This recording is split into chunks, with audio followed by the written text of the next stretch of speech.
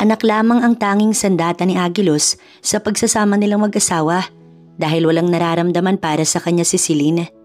Pilit niya itong pinakasalan dahil sa isang gabing pagkakamaling aksidenteng nagalaw ang kasintahan ng kanyang kakambal. Hanggang kailan magmamatigas si Celine ngayong iniluwal na nito ang triplets na bunga ng kapusukan nilang dalawa. Pasuray na pumasok si Celine sa isang silid dito sa kabahayan ng mga Cristo Rico. Madilim ang paligid pero nasiguro niyang kwarto iyon ni Xylon na kanyang kasintahan. Iniwan kasi siya ng nobyo sa baba kanina at nagpaalam itong magbabanyo. Pero 10 minuto na ang lumipas ay hindi pa ito nakakabalik sa baba kaya nagpasya na siyang sundan ng nobyo. Nanganga pa ang kanyang kamay upang hanapin ang kama dahil nahihilo na siya at gusto nang matulog. Nakapagpaalam naman na siya sa ina na dito na magpapalipas ng gabi sa bahay ni na Xylon. Nagkatuwaan ang kanyang mga kaibigan na kasama kanina kaya napasarap ang inom niyang hindi na malayang bangengi na sa kalasingan. Kinalimutan niya na nga ang bili ng kanyang inang si Domina na huwag magpakalasing kung ayaw niyang mabuntis. Masyadong advance ang ina na mag-isip. Wala sa plano niyang mabuntis lalo't nag-aaral pa nga siya. Xylon, asan ka na ba? Sabi mo hindi ka magtatagal. Tawag niya sa kasintahan. Patuloy siyang nangangapa nang biglang nabuwal sa ibabaw ng kama. Aray naman, hiyaw niya. Tumama kasi ang mukha niya sa matigas na bakal sa gilid ng kama, kaya lalo siyang nahilo. Ungol nang malapit sa kanya. Napaangat si Celine ng mukha sa narinig. Hindi siya nag-iisa sa ibabaw ng kama, kundi may kasama siya. Madilim ang paligid kaya wala siyang maaninag. Nang kapain iyon ay bulto ng isang tao. Hindi pala siya sa bakal tumama, kundi sa siko ng kasama niya rito sa kwarto. At maaaring si Xylon yun dahil kwarto ng binata ang kanyang napasukan. Lumapit siya sa lalaki at yumakap. Talagang hilong-hilo siya at gusto nang matulog. Muling umungol ang lalaking nasa tabi niya. Halatang lasing din ito pero hindi niya na binigyan pa ng pansin. Dahil sa matinding antok, hindi na namalayan pa ni Celine na nakatulog na nga siya. Kinabukasan paggising, ramdam niya ang pananakit ng buong katawan, maging anggit ng parte ng kanyang mga hita. Napabalikwas siya ng bangon at nagulat sa sarili. Wala siyang anumang saplot sa ilalim ng kumot at malakas na sigaw ang pinakawalan ni Celine, rason para magising ang lalaking katabi sa ibabaw ng kama. Nakilala niya kasi ang kakambal ni Xylon na si Aguilos dahil sa tattoo nito sa braso. Bukod sa tattoo na yun ay wala namang pinagkaiba sa dalawa. Fuck, ang ingay. Bulalas ng lalaking napabalikwas din ng bangon dahil sa hysterical niyang sigaw. Nalaglag pa ang kumot na nakatakip sa kahubadan nito kaya lalo siyang napasigaw nang makita ang mahabang talong ng lalaki. Bastos! Sigaw ng dalaga sabay takip sa dalawa niyang mga mata at tumalikod. Binalot ang kanyang walang sa pinakatawan at tumakbo patungong banyo. Bit-bit ang kanyang mga nagkalat na damit. Hindi makapaniwala si Celine na nanghihilakbot sa kaganapan. Sa loob ng banyo'y napaiyak siya. Anong gagawin ko? Hindi pwedeng mangyari ito. Hiyaw niyang napapaiyak na sa frustration. Ginalaw siya ng kapatid ni Xylon. Bakit? Paano? Paano nangyari?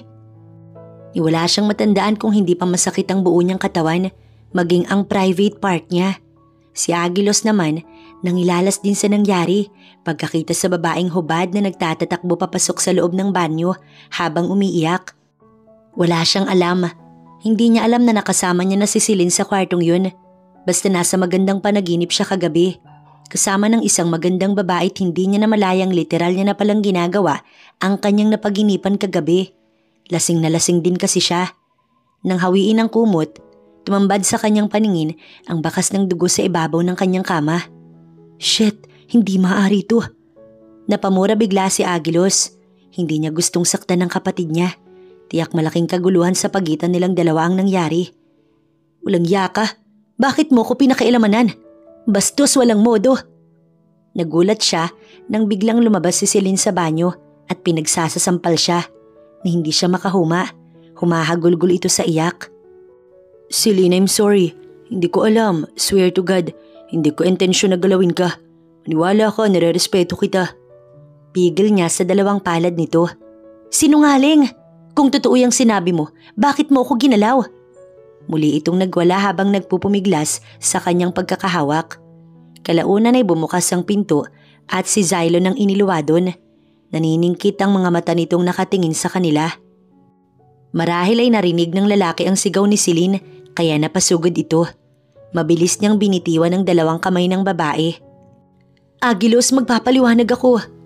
Mabilis na tumakbo si Celine sa nobyo pero kasabay nun na sinugod ang kapatid at malakas na binigyan ng suntok. Hayop ko, bakit girlfriend ko pa? Galit na galit si Silo na kahit hindi na magtanong, alam na nito ang nangyari sa pagitan nilang dalawa. Lalo't hindi pa siya nakakapagbihis ng damit at tanging boxer pa lang ang naisusuot niya. Mabilis namang inawat ni Celine ang nobyo pero hindi sapat ang lakas ng dalaga para awatin si Xylon. Magkakasunod na suntok ang pinakawalan nito kay Agilos na hindi naman lumalaban, na hindi umilag. Sumisiklab ang galit ni Xylon sa kakambal. Xylon, tama na! Tama na! Sigaw ni Celine na umiiyak habang yakap ang nobyo. At para lang matigil ang lalaki, iniharang ni Celine ang kanyang katawan kay Agilos dahil kung hindi niya gagawin yun, kaya nitong pumatay. Duguan na ang labi ni Agilos at nakaluhod na ito sa sahig. Nanginginig ang dalawang kamao ni Xylon habang nakatitig sa kanya. Nabakas ang galit sa mga mata nitong sinakal siya. Anong klaseng babae ka, Celine? Wala kang kwenta. Galit na galit nitong Saad habang pinipilipit siya sa leeg gamit ang isang kamay lamang. Naalarma naman si Agilos at inawat ang kapatid. Xylon, wala siyang kasalanan. Huwag mo siyang saktan. Sigaw ni Agilos sa kapatid na nanlilisik din ang mga mata nang makitang kinakapos na siya ng hininga. Sa unang pagkakataon, nakita niya ang matinding galit mula sa kasintahan. Mahal siya ni Xylon at nagawa lamang nito iyon dahil sa nagawa niyang kasalanan. Naramdaman na lamang niyang unti-unting nagdilim ang kanyang paningin at pagkatapos nun, wala na siyang natandaan pa. Nagising na lamang sa loob ng isang silid si Celine kasama ang kanyang ina. Ma? Bumangon siya at hinagilap ng kanyang mga mata si Xylon. Nasaan siya? Malungkot niyang tanong na ang tinutukoy ay ang kasintahan. Si Agilos ang naghatid sa'yo dito sa hospital, anak. Binalaan na kita. Ano ba tong ginawa mo? Malaking kaguluhan ang nangyari sa pagitan ng magkapatid. Nasisiraan ka na ba ng bait? Maski ang kanyang ina, galit din sa kanya. Napahawak siya sa masakit pa ring leeg. Akala niya katapusan niya na kanina. Hindi siya pinabayaan ni Agilos. Pero si Xylon, nanikip bigla ang kanyang dibdib at naghabula ng mga luha ng maalala ang nobyo. Kahapon lang ang saya-saya nilang magkasintahan pero sa isang iglap lang. Ma, hindi ko sinasadya. Hindi ko alam, lasing ako. Napasubsob si Celine sa kanyang mga kamay at doon umiyak. Naawa naman ang kanyang ina at siya'y niyakap. Hayaan mo muna si Xylon. Mahal ka niya't mapapatawad ka rin niya. Sa ngayon dumistahan siya ka at baka saktan ka na naman niya. Dahil sa susunod na gawin niya ito, hindi ko na mapapalagpas. Wala siyang karapatan na pagbuhatan ka ng kamay. Habang yakap siya ng ina at pinapatahan sa pag-iyak ay wika nito. Galit din ang boses. Maya-maya, bumukas ang pinto at iniluwa doon ng mag-asawang Cristo Rico. Domina, pasensya ka na sa nangyari. Nagulat na lang kami kanina. I'm really sorry. Iha, are you okay? Nag-aalala ang ina ni Xylon na tinignan ng kanyang leeg. Bakas pa doon ang kamay ni Xylon. Alam ng mga itong nagmamahalan silang dalawa pero ang nakakagimbal, kaya pala siya nitong saktan. Tita, hindi ko po ginusto ang nangyari sa amin ni Agilos. Maniwala po kayo sa akin, mahal ko po si Xylon. Umiiyak niyang wika. Tahimik lang si Mr. Cristo Rico. I know, Iha. Sa loob ng 2 taong relasyon ninyo ni Xylon, wala kaming naging problema. Kaya nga kami nagpunta dito para makipag-ayos sa inyo ng mama mo. Alam naming mag-asawa na mali ang ginawa ni Xylon sa iyo, Iha. Patawarin mo sana ang aming anak. Huwag na sana itong umabot pa sa korte. Pagmamakaawa ni Mrs. Cristo Rico. Domina, sana'y mapatawad mo si Xylon sa ginawa niya kay Celine. Baling pa nito sa kanyang ina at nilapitan. Humawak sa kamay ng mama niya at patuloy na humingi ng tawad habang umiiyak. Mababait ang mga magulang ni Xylon at Agilos. Sa tuwing may tampuhan nga sila ni Xylon minsan, si Tita Arlene na ina ng nobyo ang nag-aayos sa kanila. Arlene, wala akong planong kasuhan ng anak mo. Pero wag na niyang mauulit ito dahil sa pangalawang pagkakataong pagbuhatan niya ang anak ko, hindi ko na mapapalagpas pa. Panapos na sabi ng kanyang ina. Nangako ang mag-asawang hindi na mauulit pa ang nangyari. At dahil galit si Xylon kay Agilos, pinauwi ang binata sa hasyenda at doon na ito sa San Vilencio magpapatuloy sa pag-aaral. Gusto kong lumipat ka ng school. Ako nang bahalang mag-asikaso para sa transfer mo. Habang nagmamaneho ang kanyang ina pauwi, basag nito sa katahimikan nila. Inuwi din kaagad siya sa bahay dahil hindi naman malala ang nangyari sa kanya. Masakit pa rin ang ibabang parte ng kanyang katawan, maging ang leeg niya. Mas pinili niyang wag nang kumibo lalo't tila ba naiinis pa rin ang kanyang ina sa nangyari. Pagdating sa kwarto, sinubukan niyang tawagan ng nobyo pero naka-block na pala siya kahit sa kanyang IG account maging sa messenger niya. Masakit para sa kanya ang nangyari dahil mahal na mahal niya pa rin si Xylon at naroon ang pag-asang mapatawad pa siya ng lalaki. Naligo siya dahil sa kanyang pakiramdam, nanlalagkit ang kanyang katawan. Aalis sana siya para puntahan si Xylon at humingi ng tawad. Subalit hindi pumasok sa trabaho ang kanyang ina at bantay sarado siya nito. Pasado 3:00 ng hapon, narinig niya ang papalayong ugong ng sasakyan ng kanyang ina. Dali-dali siyang nagbihis para umalis. Ang kaso, ibinilin pala sa maid na wag siyang palalabasin. Ate Matet, saglit lang talaga ako, promise. Pagmamakaawa niya sa katulong. Silin naman, gusto mo ba akong sisantihin ng ina mo? Pasensya ka na pero hindi kita mapapayagan. Pagkasabi nun ay tinalikuran siya ng maid. Nanlulumong bumalik sa kanyang kwarto at nagkulong. Kumikirot ang katawan niya. Kasabay ang ulo kaya minabuting matulog na lang muna. Galing ako sa dati mong school. Nag-request ako ng recommendation letters para sa bago mong eskwelahan. Naasikaso ko na ang transfer mo. Bukas ikaw na ang kumuha ng transfer certificate at transcript record mo. Pero wag na wag kang makikipag-usap kay Xylon. Binabalaan kita, Celine. Wika ng kanyang ina kinagabihan. Nasa hapag sila. Napatingin sa kanya ang bunsong kapatid na si Sally. Wala itong alam sa nangyari. Bakit ma? Anong problema ni ate at need niyang mag-transfer ng school? Diba, graduating na siya ng college. Ang hirap kaya nun. React ng bunso niyang kapatid. Bata ka pa para mga alam, Sally. Pag-aaral lang asikasuhin mo. Wika ng kanilang mama. Bata pa ba yung 16? May crush na nga ako eh. Sabay tawa, kaya pakiramdam niya lalong uminit ang ulo ng kanyang ina. Ibinaba nito ang hawak na kutsara at tinidor bago uminom ng tubig. Tumayo at walang paalam na tumalikod. Napatingin sa kanya si Sally. Ate, may problema ba si mama? Oo, may nangyari kagabi. Saad niya't ikinuwento sa kapatid ang masamang nangyari at gulat na gulat ito. As in? So paano? Break na kayo ni Kuya Xylon? Exaggerated nitong tanong. Napalakas pa ang boses kaya tinakpan niya ang bibig nito.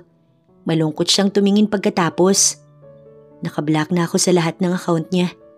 Bulalas niyang iyak nang hindi niya napigilan ang sakit. Napatingin pa nga sa kanya si Ate Matet na narinig ang kwento niya sa nangyari kagabi. Sising-sisi siya na uminom pa ng alak. Sinusumpa niya pagkatapos nito, hinding-hindi na siya titikim pa kahit kailan. Matapos ma-insure ni Celine ang kanyang authenticity documents para sa transferee sa dating university, ay pinuntahan niya syempre ang kanyang academic advisor. Kung siya ang papipiliin, ayaw niyang lumipat ng eskwelahan dahil batid niya ang malaking pagbabago. Isa pa napakabigat ng kanyang pakiramdam. Celine! Nakangiti si Rika nang salubungin siya sa koridor. Malungkot ito tila alam na ang plano niyang paglilipat ng school. Dahil nga kahapon, nasa school ang kanyang ina. Hinahanap ko, sino? Si Xylon? Putol nito sa kanyang sasabihin.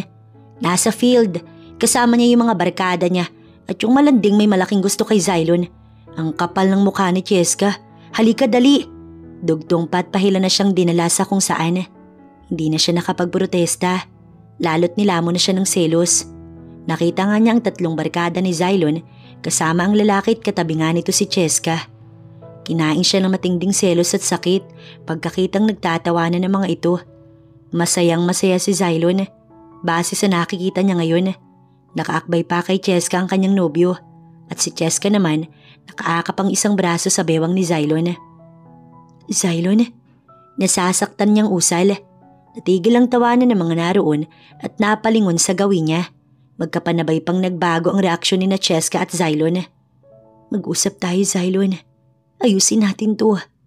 Pilit niyang nilabanan ang sariling wag mapaiyak. Tumayo ito't nilapitan siya tsaka pahilang hinawakan sa braso. Ramdam niya ang pagpiga nito sa parting yun. Nasasaktan man sa pakikitungo nito, tiniis niya lalo't may malaki siyang kasalanan sa lalaki. Wala na nga siyang pakailam kung saktan pa siyang muli nito. Masaya sila ni Xylon noon at sobrang sweet nito sa kanya. Iniisip niyang pag nawala ang galit nito, magiging maayos silang muli. Tingin mo matapos kang lawayan ni Agilos, tatanggapin pa kita, Celine. Nakakasuka, pwe! Pagkuway may kasunod na mura ang sinabi nito. Sunod-sunod siyang napalunok. Tila punyal na tumarak sa puso niya ang narinig mula sa nobyo. Napaiyak siya. Hindi ko ginusto ang nangyari sa amin ni Agilos, Xylon. Maniwala ka naman sa akin. Mahal na mahal kita. Tinangkapan niyang hawakan ng lalaki, pero itinulak siya ng lalaki, rason upang mapaupo siya sa lupa. Lalo siyang napaiyak. Mabilis tumakbo papalapit sa kanya ang kaibigang si Rika at tumakbo naman ang tatlong barkada ni Xylon palapit sa lalaki. Tanging naiwan sa upuan si Cheska na nakangiti sa kanila at nasisihang makitang galit sa kanya si Xylon. Hindi ko matatanggap ang panluloko mo sa akin, Celine. Kapatid ko pa ha, tingin mo magagawa kong tumawa pagkatapos ninyo kung lukuhin mismo sa pamamahay pa namin. Iyon na kitang makita pa. Dahil nasusuka ako sa pagmumukha mo. Umalis ka sa harapan ko. Sigaw ni Xylon na siya ay dinuro. Tol, tama na. Lakas loob na saway ni Ian sa kaibigan nang makita ang kanyang paghagulgol. Pinayuhan din siya ni Lewis na umalis na muna at kung maaari wag na munang makipagkita sa lalaki hanggat mainit pa ang ulo dahil talagang hindi siya nito magagawang patawarin. Luhaan siyang umalis kasama si Rika. Friend, ayos lang yan. At least, maaga mong nakilala ang tinatagong ugaling mayroon si Xylon. Alam mo, nakakainis siya ha. Feeling super gwapo mas gwapo pa nga si Agilos sa kanya. Iritang sabi ni Rika habang naglalakad na sila palabas ng universidad. Iyahatid siya nito sa sakayan. Panay ang pahid niya ng luha. Mabigat na mabigat ang loob niya. Hindi niya alam kung saan magsisimula ngayong wala na sila ni Xylon. Hindi man sila naghiwalay ng formal pero kanina, tinuldukan na nito ang lahat sa kanila. Salamat, Rika. Saad na lang niya't hindi na nagkomento pa sa sinabi nito tungkol kay Xylon dahil sa kabila nito, siya pa rin ang may kasalanan sa nangyari. Pagdating sa bahay, wala siyang ginawa kundi ang umiyak. Animo sirang plaka ang boses ni Xylon na pabalik-balik sa kanyang pandinig ang masasakit na katagang binitiwan nito kanina. Ate, kumain ka na daw, sabi ni Mama. Katok ni Sally sa kanya kinagabihan. Tahimik siyang nakaupo sa harapan ng study table at pinanonood sa laptop ang masaya nilang video ni Xylon. Hindi nakatiis at lumapit sa kanya si Sally pagkuway pinatay ang laptop. Alam mo ate, mas masasaktan ka lang kung palagi mo siyang panonoorin. Kalimutan mo na siya. Di ba nga itinaboy ka na niya? Mag-move on ka na. Halika na, kumain na tayo. Hinila siya nito sa kamay palabas ng kanyang silid at dinala sa komedor. Para siyang robot na naging sunod-sunuran. Inayos na lamang ang sarili dahil naroon ang kanyang ina sa komedor. Sa paglipas ng araw, pilit siyang nag-move on kasabay ang pag-asa na sana. Kahit hindi sila magkabalikan ni Xylon, mapatawad pa rin siya at magkaayos at maging magkaibigan na lang. Gumawa pa nga siya ng dummy account para lang ma-stalk ang dating nobyo. Pero nasaktan lamang siya dahil puro mukha ni Cheska ang nasa wall nito. Ang sweet pa ng tawagan ng dalawa. Napabuntong hininga na lamang siya at pilit nag-focus sa kanyang pag-aaral sa bagong university. Naging tahimik ang kanyang buhay. Ayaw niyang makipagkaibigan. Pagdating naman sa bahay, nagmumukmuk siya sa kanyang silid. Hanggang isang araw, may darating palang panibagong dagok sa kanyang buhay. Buntis ka, Miss Brigadinia. Alam ba ito ng magulang mo? Tanong ng babaeng umatima sa kanya dito sa clinic ng university. Dinala siya ng isang estudyante pagkatapos niyang mahilo at muntikan pang matumba. Nakala nga niyang low blood lang dahil madalas siyang magpuyat. Napamulagat siya, napailing. Hindi pwedeng mabuntis siya, nag-aaral pa siya. Hindi pwedeng magbunga ang namagitan sa kanila ni Aguilos, hindi niya matatanggap. Sa halip na sumagot, patakbo siyang lumabas ng klinik at umiyak sa banyo. Paano niya ipagtatapat sa kanyang inang tungkol dito? Tsak na malaking kasiraan ito sa pag-aaral niya at maging sa kanyang pamilya. Napahagulgol na lamang si Celine. Hello anak, kailangan mong lumuwas ng Maynila ngayon. Buntis si Celine at kailangan mo siyang pakasalan. Saglit na hindi nakakibo si Aguilos pagkarinig sa sinabi ng ina. Naghalo bigla ang excitement at pag-aalala sa nararamdaman niya. Pag-aalala sa kalagayan ni Celine na kung paano nito yung tatanggapin. Excitement dahil magiging isa na siyang ama. Halos 1 buwan pa lang ang nakalilipas simula ng gabing may namagitan sa kanila ni Celine. At simula nang sapilitan siyang paluwasin dito ng kanyang magulang. Matapos nila magkagalit ng kakambal ay wala na siyang balita pa kay Celine. Bagaman madalas itong sumagi sa kanyang isipan. Alam niya din kasing galit ito sa kanya. Pero ngayon na magkakaanak na sila, anong saya ng nararamdaman niya? Isang matamis na ngiti ang sumilay sa kanyang labi. Daddy na siya. Hindi niya alam na ganito pala ang pakiramdam ng magiging isang ama. Parang nag-iba kaagad ang kanyang paligid. Talaga, ma'am? Hindi makapaniwalang bulalas ni Aguilos. Nasa boses ang saya. Yes, iho. Kailangan mong lumuwas ka agad. Sabi pa ng kanyang ama. Ibinalita niya rin sa abuela ang sinabi ng kanyang ina sa kabilang linya. Ba't napakabata mo pa apo para maging ama? Hindi ka pa nga nakagraduate sa pag-aaral mo. Nag-aalala ang kanyang abuela pero hindi niya na binigyang pansin pa ang sinabi nito. Luluwas ako ng Maynila, Lola. Kailangan ako ni Celine. Bagkos ay saad niya. Para pa ngang gusto niya nang liparin ang pagitan dito sa Santa Vilencio pa Maynila. Naiiling naman ang kanyang abuela. Hindi pa nga ito halos maniwala kundi pa nakausap sa kabilang linya ang kanyang ina. Ito na rin ang nagpaliwanag kung paanong nangyaring maaga siyang magiging ama. 21 pa lang siya at 18 naman si Celine kaya pwede na silang ikasal. Sa araw na iyon, nag-impake na kaagad siya at lumuwas ng Maynila para pag-usapan ng kanyang mga magulang at ang ina ni Celine kung anong plano pagkatapos ng kasal na ito. Bago umalis, sinabi ng kanyang lola na gustong makilala ng abuela si Celine na sana makarating din ito sa hasyenda at nais makita ang apo sa tuhod. Nangako naman siyang dadalhin ng babae sa hasyenda pero baka after pa ng kasal nila. Pagdating ni Aguilos sa malaking bahay, nadatnan niya sa malawak na sala ng kanilang bahay ang magulang at kasalukuyan ng kausap si Celine at ang ina nito. Mom, Dad, pukaw niya sa mga ito kaya napalingon ng lahat sa kanya. Si Celine ay ganun din, kaya't nagtama ang mata nila.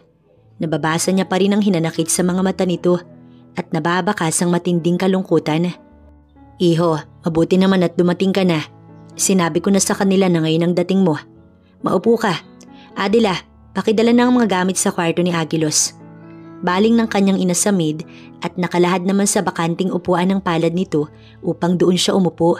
Katapat iyon sa kinauupuan ni Celine. Sinulyapan niya ito pero hindi man lang siya tinapunan ng tingin. Domina, total nandito na ang dalawang bata. Siguro oras na rin para simulan ng pag-uusap tungkol sa kanilang kasal. Saad ni Arlene na sinang-ayunan ng ginang. Tahimik si Aguilos. Si Celine ay ayaw sumabad sa kahit na anumang usapan. Dahil kung siya lang ang masusunod, ayaw niyang magpakasal sa lalaking hindi niya minahal. Wala siyang balak magsabi sa ina at sa kapatid tungkol sa pagbubuntis niya. Kundi pa nito nakitang nagsusuka siya. Noong unay sinabi niya lang na nalipasan ng gutom, kaya sumakit ang tiyan niya. Pero sa tuwing umaga siya inaatake sa pagsusuka, hanggang ipina-check up agad siya. Hindi na siya nagulat kundi ang kanyang ina. Sa una ay nanlumo ito sa nalaman, pero habang iniisip na magkakaapo, napalitan ng excitement ang nararamdaman nito. Ang kanyang ina na rin ang nagpaalam sa magulang ni Aguilos na siya'y nagdadalang tao. Kamusta ka na, Celine? Tanong sa kanya ni Aguilos nang maiwan silang dalawa sa sala. Sinadya ng mga ito para daw makapag-usap silang dalawa. Tapos na noon itakda ang kanilang kasal sa susunod na buwan. Nabalitaan na lang niyang umalis si Xylon at sa US na magpapatuloy ng pag-aaral dahil ayaw na siya nitong makita kahit kailan. At ayaw na rin itong masaksihan ng kanilang kasal ni Agilos. Alam niya sa kanyang sarili na malaki ang naging epekto kay Xylon ang nangyari sa kanila ng kambal nito. At batid niya kung gaano ito nasaktan, lalo at nagbunga pa ang minsang nangyari sa kanila ni Agilos. Hindi ako masaya, Agilos. Nakikita mo naman, di ba? Tanong lang din ang naging tugon niya. Saglit itong napatango. Galit ka ba sa akin? Tanong nito sa malumanay na boses. Alam niyang walang kasalanan si Agilos sa nangyari dahil lasing din ito. Hindi siya naging maingat kaya kasalanan niya. Pero sa kabila nito, hindi niya magawang maging maayos sa harapan ng lalaki. Ipaparamdam niya ang pagkadisgusto at alam nito na magpahanggang ngayon si Xylon ang mahal niya. Pangako, magiging mabuting ama ko sa anak natin si Lynn. Muli itong nagsalita nang hindi siya sumagot. Naramdaman niyang ginanap ang palad niya pero madali iyong binawi. Maging mabuting ama ka sa anak mo, Agilos. Pero lilinawin ko sa'yo, magpapakasal ako dahil sa bata. Tanging sa bata ka lang may pakailam. Sa akin wala. Sana malinaw. Nawala ang sayang nakarehistro sa mga mata nito bago tumango. Okay, Celine. Salamat. Mabuti't nagkakaintindihan tayo. Saad ni Celine. May hilingin sana ako sa'yo, Celine. Total, ikakasal na tayo. Pwede bang magsama tayo sa isang bubong para maalagaan ko naman kayo ng anak ko? I mean, ang anak natin. Pagtatama ni Agilos. Pag-iisipan ko, pero di ba nag-aaral ka? Sinulyapan ito ng dalaga. Oo, pero gusto kong bumalik dito. Total naman, halos isang buwan pa lang simula nang lumipat ako ng school. Hindi na nagkomento pa si Celine or sadyang wala lang talaga siyang pakailam sa lalaki. Ngayong ikakasal na siya sa iba, mas lalong wala ng pag-asang maibalik ang dating mayroon sila ni Xylon. Matapos nga ang kasal ng dalawa, ay tumirang magkasama sa iisang bubong ang mag-asawa. Sabi nga ng ama ni Agilos, kailangan nilang matutong dalawang mag-asawang tumayo sa sarili nilang mga paa. Pero dahil kapwa sila nag-aaral, ay nanggagaling pa rin sa mga magulang ang perang kanilang ginagastos. Good morning. Napatingin si Celine sa may-ari ng boses na nasa kusina paglabas niya ng sariling kwarto. Ayaw niyang makatabi si Agilos sa isang kama, kaya bukod ito ng silid. Tumango siya at nag-iwas ng tingin sa asawa. Naka-boxer lang ang lalaki, topless, bagaman may suot na apron dahil kasalukuyan itong nagluluto. Nakakainis lang isipin na kung walang tattoo sa braso si Agilos, nagmumukha itong si Xylon.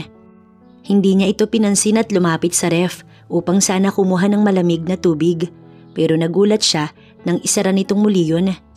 Hindi ka pwedeng uminom ng malamig na tubig kapag wala pang laman ng tiyan mo, especially kapag buntis ka. Hindi makabubuti sa baby. Nakangiting sabi ni Agilos. Saan naman galing ang hinuha nitong iyon? Ngayon niya lang ata narinig ang bagay na yun. Kinunutan niya ito ng noo at pinag-cross ang dalawang braso sa harapan habang lukot ang mukhang nakatitig dito. Itsura niya ngayon ang masungit na naglilihi. Mabilis na nagtimpla ng maligamgam na gatas si Agilos at inalalayan pa siyang umupo sa harapan ng mesa. Sakto namang luto na ang ulam at sinangag na kanin kaya ito pa mismo ang naglagay sa kanyang plato. Tinutuo nga ni Agilos ang sinabi nitong pagsisilbihan siya. Agilos, isusuka ko lang lahat yan. Wala akong ganang kumain. Hindi pwedeng pumasok ka ng school na walang laman ng tiyan mo. Ano namang makakain ng anak natin? Pag-aalala nito. Kumain ka kahit kaunti lang please. Kasunod noon ay nagmakaawa. Hindi niya magawang mainis. Ganito ka-sweet sa kanya si Xylon. Napatitig tuloy siya sa asawa. Pinapangarap na si Xylon ang kasama niya ngayon. Naiiyak siyang nag-iwas ng tingin kay Agilos. Namimiss niya ang dating nobyo. Gusto niya itong kamustahin man lang pero imposible. Napaigtad siya sa gulat nang tumikhim si Agilos. Nasa tapat na pala ng bibig niya ang kutsarang may lamang kanin at ulam. Agilos, wag mo nang gawin to. Kaya kong kumain mag-isa. Okay, basta kakain ka if hindi, susubuan talaga kita. Ikaw din. Ngiti nito sa kanya. Wala nang nagawa pa si Celine kundi ang kumain kaysa naman subuan pa siya nito. Naubos naman niya ang laman ng kanyang plato at isang basong gatas. Yun nga lang ay tulad ng kanyang sinabi, inilabas lang din niya lahat yun. Hindi tinatanggap ng kanyang sikmura ang kahit na anong pagkain. Si Agilos naman, hinahagod ang kanyang likod habang siya ay nagsusuka. May nakahanda na itong towel sa kamay. Hinang-hina siya pagkatapos at tulo pawis na agad namang pinahid ni Agilos. Salamat, okay na ako Agilos.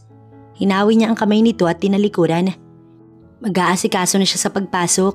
Kahit nahihirapan, hindi siya hihinto sa pag-aaral. Diba, aasikasuhin mo pa ang pag-transfer mo? Huwag mo na akong ihatid Agilos. Tsaka kung pwede, huwag mo kong susunduin mamaya. Sabi ni Celine habang palabas ng bahay. Nakasunod kasi ang lalaki sa kanya. Hindi maganda ang kanyang pakiramdam. Medyo hilo siya at ramdam niya ang mainit na ulo. Ihahatid na kita. Nag-aalala ako sa'yo. Binuksan ni Agilos ang pinto ng sasakyan pagtapat niya sa kotse. Ramdam niyang makulit talaga ito. Hindi na nga kailangan. Bakit ba ang kulit mo Agilos? Iritang isinara ni Celine ang pinto ng sasakyan. Mas lalo niyang naramdaman ang init ng ulo. Hindi nga pwedeng pabayaan kita Celine. Kahit anong sabihin mo. Kaya maglumpasay ka pa dyan, ihahatid kita. Wala kang magagawa. Naging mahinahon ang boses ni Agilos at muling binuksan ang pinto ng sasakyan. Nakipagtagisan siya ng masamang tingin sa asawa. At habang ginagawa niya yun, may kung anong kapangyarihan itong mapaamo siya. Titig na titig ito sa kanyang mga mata at ipinararating ni Agilos ang concern nito sa kanya. Hindi nagtagal nagbaba siya ng tingin tsaka walang nagawa kundi pumasok sa loob ng kotse. Naiinis man, isinantabi na lamang. Lihim namang napangiti si Agilos. Mukhang effective ang pagiging makulit niya. Alam niyang isa sa pinakamahirap pakitunguhan ang isang buntis. Gawa nga sa paglilihi nito kaya naman abot ang kanyang makakaya. Uunawain niya si Celine hanggang sa mailuwal nito ang kanilang anak. Hindi ko alam kung anong oras ako makakauwi. Aasikasuhin ko pa ang transcript record ko. Pero tatawagan kita. Huwag kang uuwi hanggat hindi ako dumarating, okay? Bago pa man bumaba ng kotse si Celine ay wika ni Agilos. Hindi sumagot ang babae. Halatang mainit pa rin ang ulo. Pagbaba ng kotse, tumalikod na ito. Celine, narinig mo ba ang sinabi ko? Tawag ni Agilos sa babae upang ito ay mahinto. Mariin namang napapikit si Celine na nakakapiko na talaga ang lalaki. Nilingon niya ito at tinignan ng masama. Pwede ba Agilos? Kaya kong sarili ko. Hindi na ako bata. Hindi ako baldado. Uuwi ako kung kailan ko gusto. Sambulat ni Celine at nagpapapadyak papasok sa loob na hindi na nilingon pa ang lalaki. Napabuntong hininga si Agilos habang sinusundan ng tingin ng asawa. Siguro kung si Xylon ang kausap nito, hindi iyon pakikitaan ng masama ni Celine.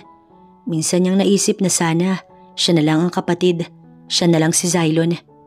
Siguro ito ang kapalit ng kapangasan niya. Pero kung alam lang sana niya na mangyayari ito sa pagitan nila ni Celine, baka hindi na siya uminom ng gabing yun. Alam niya na kahit anong gawin niya, hindi siya magugustuhan ng babae. Mananatiling si Xylon ang mahal ng babae. Malungkot siyang nagmaneho. Iniisip ko anong dapat gawin. Kinahaponan paglabas ni Celine ng school, wala pa si Agilos, bagay na ikinatuwa niya. Nagpara siya ng taxi tsaka nagpahatid sa supermarket. Hindi niya naiintayin si Agilos. Ang nais niya kahit kasal na silang dalawa ng lalaki ay may kanya-kanya pa rin silang buhay. Ayaw niyang pakikialaman na nito at mas lalong wala siyang balak makialam sa lalaki. Pwede ka na lumabas, nasa harapan na ako ng school. Saktong nasa supermarket na si Celine nang tumawag ang lalaki. Nasa supermarket ako, may bibilin lang. Gusto kong kumain ng pizza, kaya bibili ako ng mga ingredients. Magluluto ako pagdating sa bahay. Umuwi ka na lang. Baliwalang sabi ni Celine. Ano? Gulat na react ni Agilos. Diba sinabi ko na sa iyong maliliit lang ako ng kaunti pero wag kang aalis? Hindi maiwasan ng lalaking tumaas ang tono dahil sa pag-aalala niya. Gosh, Agilos, nakakainis ka. Bulyaw ni Celine bago iiling-iling na pinatay ang linya. Hindi siya natutuwa sa pagiging overprotective nito. Nakakasakal na. Sana pala hindi na siya nagpakasal sa lalaking to. Hindi pa man ibabalik sa bag ni Celine ang kanyang cellphone, ay muli na namang tumawag si Agilos. Naiinis habang tinitignan niya ang screen ng cellphone. Ano na naman? Tanong nang napipilitang sagutin. Pupuntahan kita dyan, Celine. Pwede lang huwag kang aalis na hindi pa ako dumarating. Tsaka nito hiningi ang kinaroroonan niyang lugar. Inis na nailing si Celine. Bagaman walang nagawa kundi ibigay ang nais. Nakangiti pa ang lalaki nang makita siya pagpasok nito sa grocery store. Walang reaksyon mula sa kanya na tinungo ang counter habang tulak-tulak ang cart pero inagaw iyon ng lalaki. Masarap akong magluto ng pizza. Ako ang gagawa para sa'yo. Pagkasabi nun, hinawakan ng isa niyang kamay at ang kabilang kamay naman tulak-tulak nito ang cart. Ilang na ilang siyang binawi iyon. Ang kaso'y hindi binitiwan ni Aguilos. Sa bahay pagdating, agad inihanda ng lalaki ang mga gagamiting ingredients habang siya naman nagbihis muna sa kanyang silid. Okay na nga pala ang transfer ko. Isang araw ko lang inasikaso. Tinawagan ko lang ang admission office sa dati kong school at nagpasa naman ako ng transfer application form sa bagong school na papasukan ko. Kapag hininga nila ako ng complete requirements, tsaka ipapasa through email. Diba easy? Nagtaas baba pa ang kilay nito habang nagmamalaki. Saang school ka naman lumipat? Siyempre sa school mo para sabay tayong papasok. Ngumisi pa ang lalaki. Hindi pa ako nagpapa-change status kaya walang nakakaalam na married na ako. At ayokong ipangalanda ka na ikinasal ako sa taong hindi ko naman mahal pero ama nang ipinagbubuntis ko. Masama ang loob na sabi ni Celine. Nasaktan si Aguilos sa tahasang pagtanggi sa kanya. Pero nauunawaan niya ang dalaga. Pareho naman silang walang nagawa sa bagay na ito at nais niya lang na panindigan ng bata dahil sa ayaw at sa gusto nito, dugo niya ang nananalaytay sa ipinagbubuntis nito. Habang nagmamasa ng dough ang lalaki para sa pizza, naghihiwa naman ng ham and cheese si Celine. Sinamahan niya rin ng mushroom at bell pepper para mas lalong masarap. Ngayon palang naglalaway na ang babae. Nag-e-enjoy siya sa ginagawa. At tila dito lang sila nagkasundo ni Aguilos. Madalas naman ang lalaki ang mismong nagluluto para sa kanila. Pero hindi naman niya yun na-appreciate. Hindi niya alam kung hanggang kailan niya kayang pakisamahan ng lalaki. Madalas, mainit ang ulo niya rito dahil maraming pagkakataong ipinaaalala ni Aguilos ang masayang sandali nila ni Xylon. Dahil dito, mas lalo niyang namimiss ang lalaki. Ang sarap! Hindi maiwasang mapangiti ni Celine habang ninanamnam ang lasa ng kagat-kagat na pizza. Mas masarap dahil hindi tinipid ang ingredients. Napakadaming cheese ang kanyang nilagay. Yun na rin ang kanyang naging hapunan. Habang si Aguilos naman, nasisihang tinignan ng asawa na nagustuhan ng kanyang ginawa. Minsan pang pumasok sa kanyang isipan na sana siya na lang si Xylon para naman madalas niyang makita ang mga ngiting iyon ng asawa. Kaya naman isang ideya ang pumasok sa kanyang isipan. Bakit hindi niya ligawan si Celine? Sa puntong yun, napangiti si Aguilos. Gusto niyang mailipat ni Celine ang damdamin nito para sa kanyang kapatid. Pagsisikapan niyang mapaibig ang babae nang sa ganun, makalimutan nito si Xylon. Natigilan naman si Celine nang mapadako ang titig kay Aguilos. Nakita niya itong walang imik na titig sa kanya. Nagtataka marahil kung saan niya isinisiksik ang madaming slice ng pizza. Nakalimang hiwa na kasi siya. Ginawa ko talaga yan para sa'yo. Wala namang ipinagbabawal ang doktor sa pagkain. Sige pa, kumain ka pa. Iniusod nito ang natitirang slice ng pizza. Gusto pa niyang kumain. Pakiramdam nga niya wala siyang kabusugan. Kaso'y baka hindi siya makatulog. Umiling siya at kumuha ng tubig tsaka uminom. Okay na ako. Mahirap na at baka hindi ako matunawan. Nagligpit na siya ng hugasin pero inagaw ni Aguilos yun at sinabing ito na ang maghuhugas. Aguilos, ako na. Kakakain ko lang, kailangan kong magpababa ng kinain. Sige, tutulungan na lang kita. Hindi na siya sumagot at pinabayaan ng lalaki. Nag-aya pa itong maglakad-lakad sa labas matapos nilang maghugas ng plato hanggang sa antukin siya. Malaking tulong din naman iyon sa kanya. Nakasanayan na Celine na sa umaga paglabas ng kwarto, bihis na't nakaligo. Nadatnan niya si Aguilos na ganun din. Nakapagluto na ito ng breakfast at sabay na silang pumasok pagkatapos. Anong pakuluto? Akmang lalabas na sana si Celine ng kotse, ay inabutan siya ni Aguilos ng isang pirasong bulaklak. Celine, alam kong hindi mo gusto ang nangyari sa ating dalawa. Alam ko rin na hindi ako ang nais mong makasama sa habang buhay. Napakabilis nang nangyari sa atin na pareho nating hindi ginusto. Pero dahil nandito na to, pwede ba ang tanggapin na natin? Gusto kitang ligawan. Gusto kong makalimutan mo si Xylon at ipalit mo ko dyan sa puso mo. Mahabang pahayag ni Agilos. Natigilan si Celine matapos marinig ang katagang yun. Nanatili siyang nakatitig sa bulaklak na iniaabot nito sa kanya.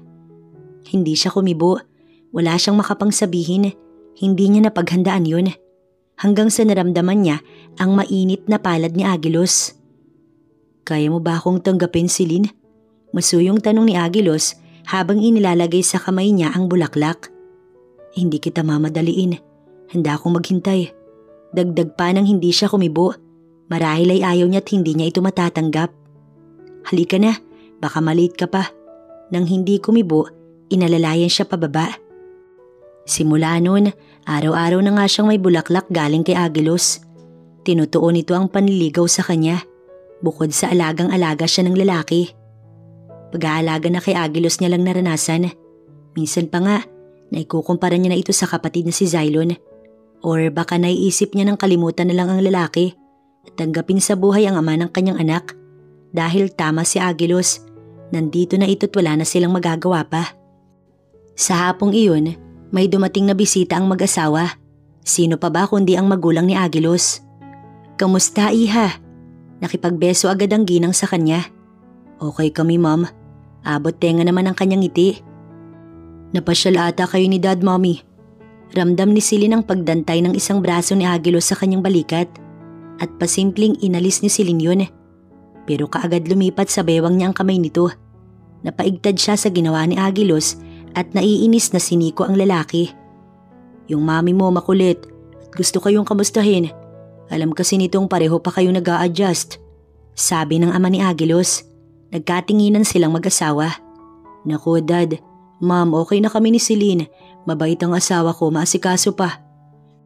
Pagkasabi nun, ay agad siyang kinabig ni Agilos na ikinagulat niya. Kasabay ang paglapat ng labi nito sa kanyang pisngi. Ramdam niya ang pag-iinit sa parting yun. Pero dahil nandoon na ang biyanan, hindi siya nakapag-react. Tuwang-tuwa kasi ang babae sa nakikitang sweetness nilang mag-asawa. Alam niyo, natutuwa ako sa inyo. Salamat ihat na tanggap ninyo kaagad ang bagay na ito alang-alang sa aming apo.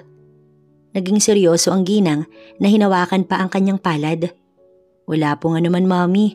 Ang mabuti pa, magbibihis lang ako para makapaghanda ng makakain. Tsaka siya tumalikod para bitiwan siya ni Agilos.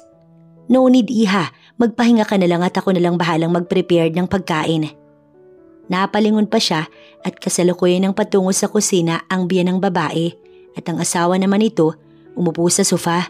Kasunod niya ngayon si Agilos patungo sa kanyang kwarto. Paano ako makakapagbihis kung nasa kwarto kita? Tanong niya sa asawa nang makapasok sila sa loob. Celine, ano na lang ang iisipin ni na Mami kung hindi tayo magkasama sa kwarto? Dito ako matutulog mamaya. Napaisip naman si Celine. May punto si Agilos. Pero nang maalalang hinalikan siya nito kanina, naiinis niya itong tinignan. Teka muna ha, bakit mo nga pala ako hinalikan kanina? Mataray niyang tanong. Natawa naman si Agilos sa kalokohan nito. Strategy ko yun, para mapaniwala sila Dad na okay talaga tayo. Pagkatapos dito ka pa matutulog sa kwarto ko? No way, baka kung anong gawin mo sa akin. Pairap na sabi ni Celine. Ano namang gagawin ko sa'yo maliban sa hug and kiss? Halatang nangaasar ang lalaki. Basta, hindi ka pwedeng matulog dito. Kapag nagtanong sila ako nang bahalang magpaliwanag, pwede ba lumabas ka na? Gigil niya itong pinagtulakan sa labas ng kwarto, tsaka isinara ang pinto. Habang naghahapunan, nakikinig lamang si Celine sa usapan ng mag-amang Pensyo at Agilos. Nang mabanggit nito ang anak na si Xylon, tsaka lang yata siya nagangat ng paningin. Ang sabi ay hindi ito makapag-focus sa pag-aaral doon, kaya napagpasyahang tapusin ang taon na ito at babalik na muli sa Pilipinas. Hindi man sinasadya, biglang umasa si Celine ng comeback nila ni Xylon. Mas nanaig sa puso niya ang matinding pagmamahal sa lalaki na kahit naging cold ito sa kanya. Sakali man, nais niya pa ring magkaayos sila. Kung tinanggap lamang siya ni Xylon uli pagkatapos ng nangyari noon, sana'y wala silang naging problema. Kung sana hindi siya nito iniwan sa baba, hindi sana siya mapupunta sa kwarto ni Agilos nung gabing yun. Marami siyang pinagsisihan sa mga nangyari sa kanya, na ang tanging pinangahawakan niya ngayon ay ang pagbabalik ni Xylon at umaasa siyang magkikita silang muli. Matapos maghapunan, katuwang niya ang biyanang mag-imis ng pinagkainan. Nagsuggest itong kumuha sila ni Agilos ng maid dahil alam nitong mahihirapan siyang kumilos sa mga gawaing bahay kapag lumobo ng tiyan niya.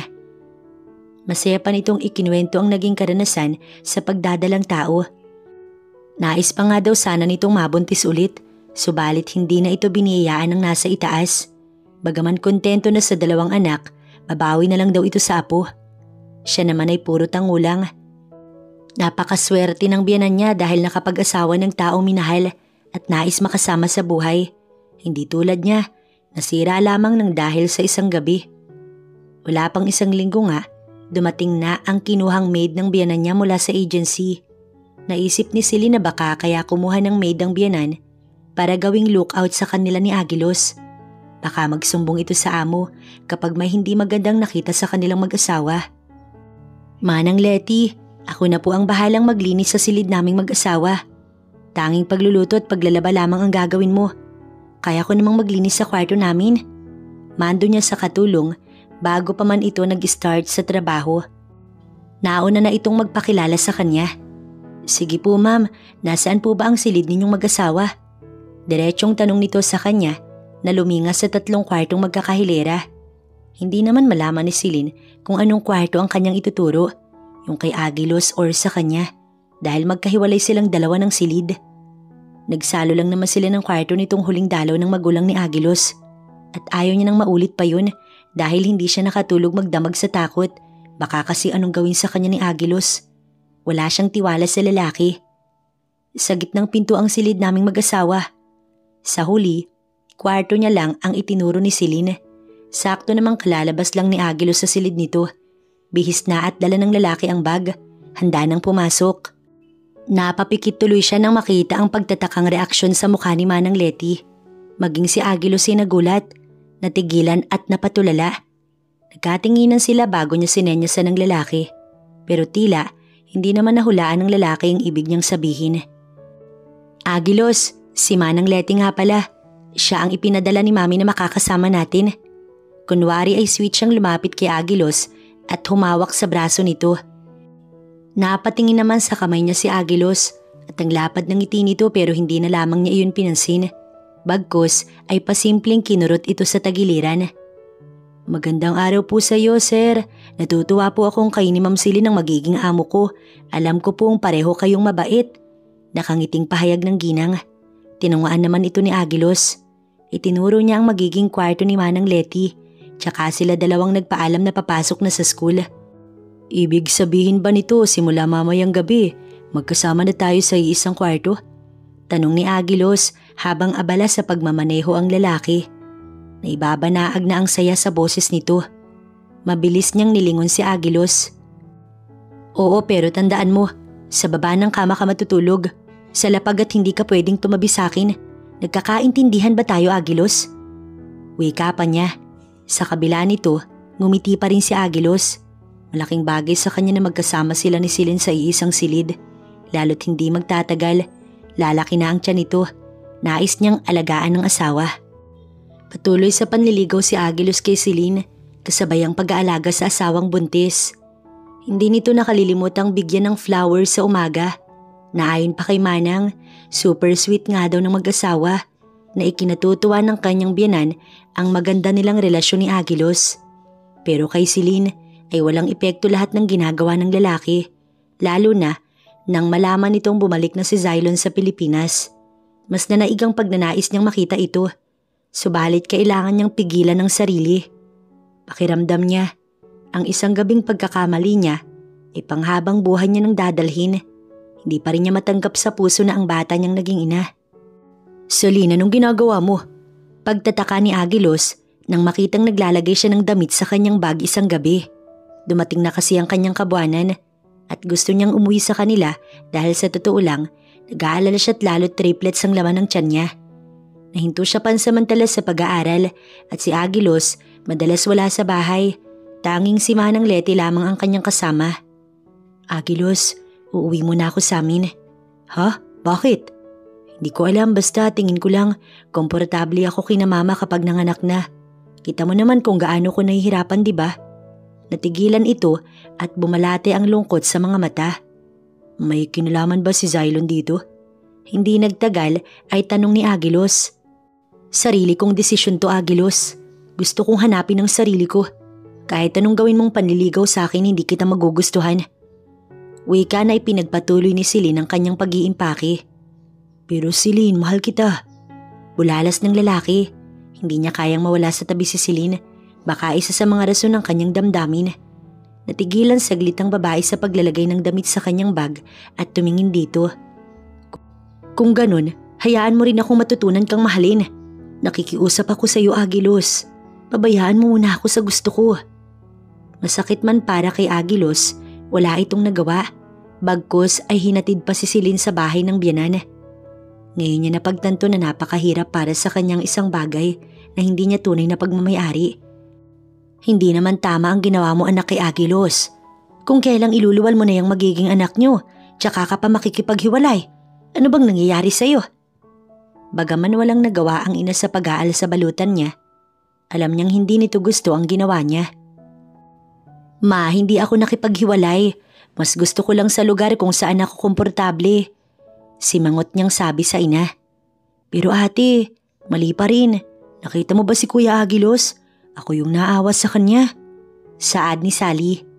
Mahirap ba talagang mahalin si Agilos? Hanggang ngayon ba si Cylon pa rin ang laman ng puso mo? Magkakaanak na kayo. Bakit hindi mo nalang isipin kung anong makabubuti sa anak mo, Celine? Halos maiyak ang kanyang ina. Tumayo na siya na tila walang narinig. Magpapahinga na po ako, ma, pasensya na. Pagdating sa kwarto, tsaka naghabula ng kanyang mga luha. Hinaplos niya ang kanyang malaking tiyan. Balang araw, mauunawaan din siya ng anak niya. Nahihirapan lang talaga siyang isipin na hindi niya kasama ang taong mahal niya. 3 araw ang lumipas bago siya dinalaw ni Agilos. Pero walang araw na hindi siya nito tinatawagan. May dala itong isang basket ng prutas, grocery bag at flour. I love you, Celine. Naalam mo bang na-miss kita? Pwede ba akong matulog dito kahit ngayong gabi lang? Nagdala na ako ng damit ko. Sumikdo ang puso niya nang marinig ang pa-I love you nito. Kuya Agilos! At hindi pa man nakakapagsalita, binulabog na sila nang tumitiling si Sally. Mama, si Kuya Agilos nandito. Tawag pa nito sa kanyang ina at ang saya-saya, daig pa ang nakakita ng artista. Natawa naman si Agilos sa reaksyon ng kapatid niya. Agilos anak, mabuti at dumalaw ka. Dito ka na maghapunan, nagluluto na ako ng ulam. Saktong lumabas ang ina mula sa kusina ay sabi nito. May mga dala po ako, ma. Lumapit si Agilos sa kanyang ina at nag-bless dito. Bit-bit ang grocery bag at basket ng prutas. Tinungo ang kusina, kasunod ang masaya niyang ina. Ginitian naman siyang makahulugan ni Sally, tsaka pakendeng na sumunod sa dalawa. Naiwan siyang tinitignan ng mga ito. Maganda rin naman ang trato ng kanyang ina at kapatid kay Cylon dati. Pero tingin niya lang, mas maganda pa rin ang pakikitungo nito sa dalawa. Ewan niya lang kung dahil asawa niya na ang lalaki. Habang naghahapunan, nagpaalam si Agilos sa kanyang ina na dito magpapalipas ng gabi. Bagay na agad namang sinang-ayunan ng kanyang ina. Kinikilig naman si Sally na tumingin sa kanya. Ang sabi mo ngayong gabi lang, bakit isang bagang dala mong damit? Baling niya sa asawa. Wala namang problema yun, anak. Maluwang sa kwarto mo. Isa pa kung dito ka komportable kasama kami, pwede namang dumito muna kayo hanggang sa makapanganak ka. Salo ng kanyang ina, hindi pa man nakakasagot si Agilos.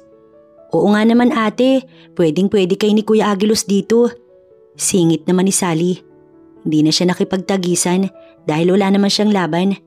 Matapos kumain, nagtungo siya sa kanyang silid. Bit-bit ang towel na nagtungo sa banyo. Nakita niyang sinundan siya ni Agilos ng tingin. Oops, anong gagawin mo? Nilingon niya ito takmang susundan siya. Nailing si Agilos sa pagtataray ng asawa. Aalalayan sana niya ito. Bumalik na lamang siya sa pag-aayos ng kanyang gamit. Siya na kasi mismo ang nagsalansa nito sa cabinet. At kaya niya sinundan ng asawa dahil iyon ang sinabi ng kanyang magulang matapos mapag-alaman na ng mga ito na umuwi si Celine sa magulang. Nahihirapan siya sa sitwasyon nila ni Celine pero mas nahihirapan siyang isipin na hindi siya nito nakuhang mahalin. Nang mailuwal ni Celine ang 3 sanggol, nagdiwang ang kanyang biyanan. Nagpa-welcome party sa mansyon ng mga Cristo Rico na dinaluhan ng marami. Pinagmalaki ang pagdating ng triplets sa kanilang pamilya na hindi nga naman inaasahan. Suot ang simpleng kumikinang na dress na inalalayan siya ng asawa pababa ng matarik na hagdan. Si Aguilos pang bumili ng damit na ito para sa susuotin niya sa party. At hindi sa pagmamalaki, lalong gumanda ang hubog ng kanyang katawan after niyang manganak. Celine, you're the most beautiful woman I've ever met. Naramdaman ni Celine na hinaplos ng asawa ang kanyang palad. Ramdam niyang napaigtad siya sa init na dumaloy sa kanyang palad. Binawi niya ang kamay at nagpatuloy sa paglalakad palabas ng malaking pinto ng mansyon. Pero napatigil siya nang makasalubong si Xylon. Ito man ay natigilan at napatitig sa mukha niya. Celine, nakita ang dagling saya sa mata nito pero napalitan ng galit nang makalapit sa kanyang asawa at dagling nag-iwas ng tingin. Napalunok na lang siya nang lagpasan sila nito. Ramdam niya ang bilis ng tibok ng kanyang puso. Miss na miss niya na si Xylon. Ang masuyong yakap at halik nito ang pag-aatima sa kanya. Tara na. Ramdam niyang kinabig siya ni Aguilos. Nagpatianod naman siya palabas. Sa garden kung saan ginaganap ang selebrasyon ay masaya ang lahat. Sentro ang mga cute na triplets sa lahat ng bisita. Tuwang-tuwa ang lahat sa mga bata at puno ng mga regalo para sa tatlo ang isang malaking mesa. Sa teres naman, tahimik na sinisimsim ni Xylon ng alak sa kupita. Tanaw niya sa baba ang mga nagkakasiyahang bisita, kasama ang mag-asawa. Oo, namumuhi siya kay Celine, pero nanaig pa rin ang nararamdaman niya para rito. Ang walang kamatayan niyang damdamin na kahit na nasa ibang bansa siya, ito pa rin ang nais niyang makasama habang buhay. Celine, bakit ang hirap mong kalimutan? Bulong niya. Na sa matinding selos na nararamdaman, naibato ang hawak na baso. Lasog-lasog iyon ang bumagsak sa semento. Tumalsik ang iilang bubog sa kanya, pero hindi iyon naramdaman ni Xylon. Nirespeto niya ng sobra si Celine, kaya si Aguilos ang nakikinabang sa babaeng iningatan niya ng sobra. 2 taon. Naguhumiyaw ang matinding paninibugho sa puso ng lalaki ngayon. Gusto niyang pumatay sa tindi ng galit na nararamdaman niya.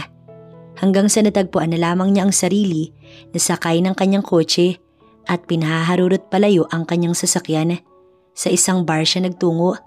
Mas gugustuhin na lang niyang hindi makita sina Celine at Aguilos bago pa man makalimot. Wag!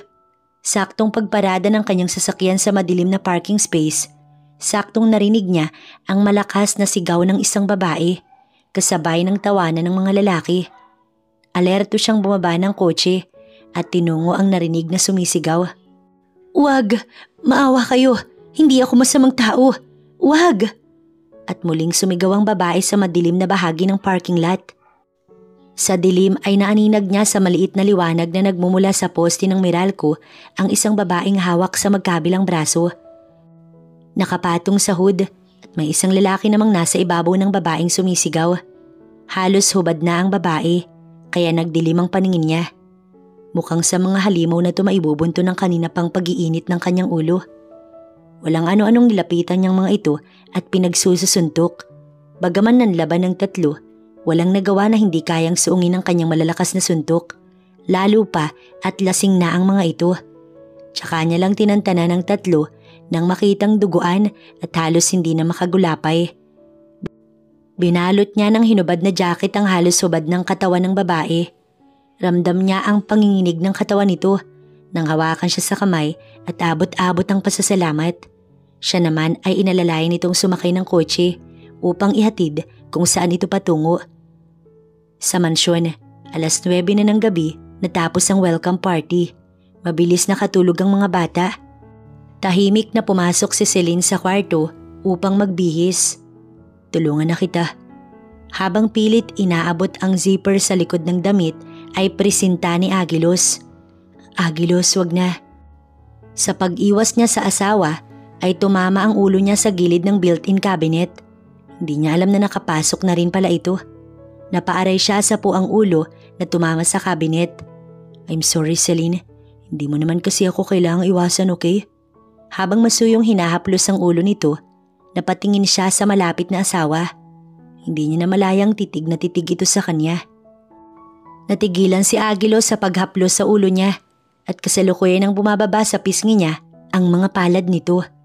Dinama iyon ng lalaki at ramdam naman ni Celine ang init na nagmula sa palad ng asawa. "Celine, I love you."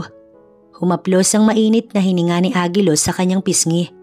Nalanghap niya rin ang alak na ininom nito sa hininga ng asawa. Gusto niyang itulak ang lalaki, pero na-corner siya sa pinto ng cabinet. Mas lalo pa siyang isiniksik sa katawan ni Aguilos.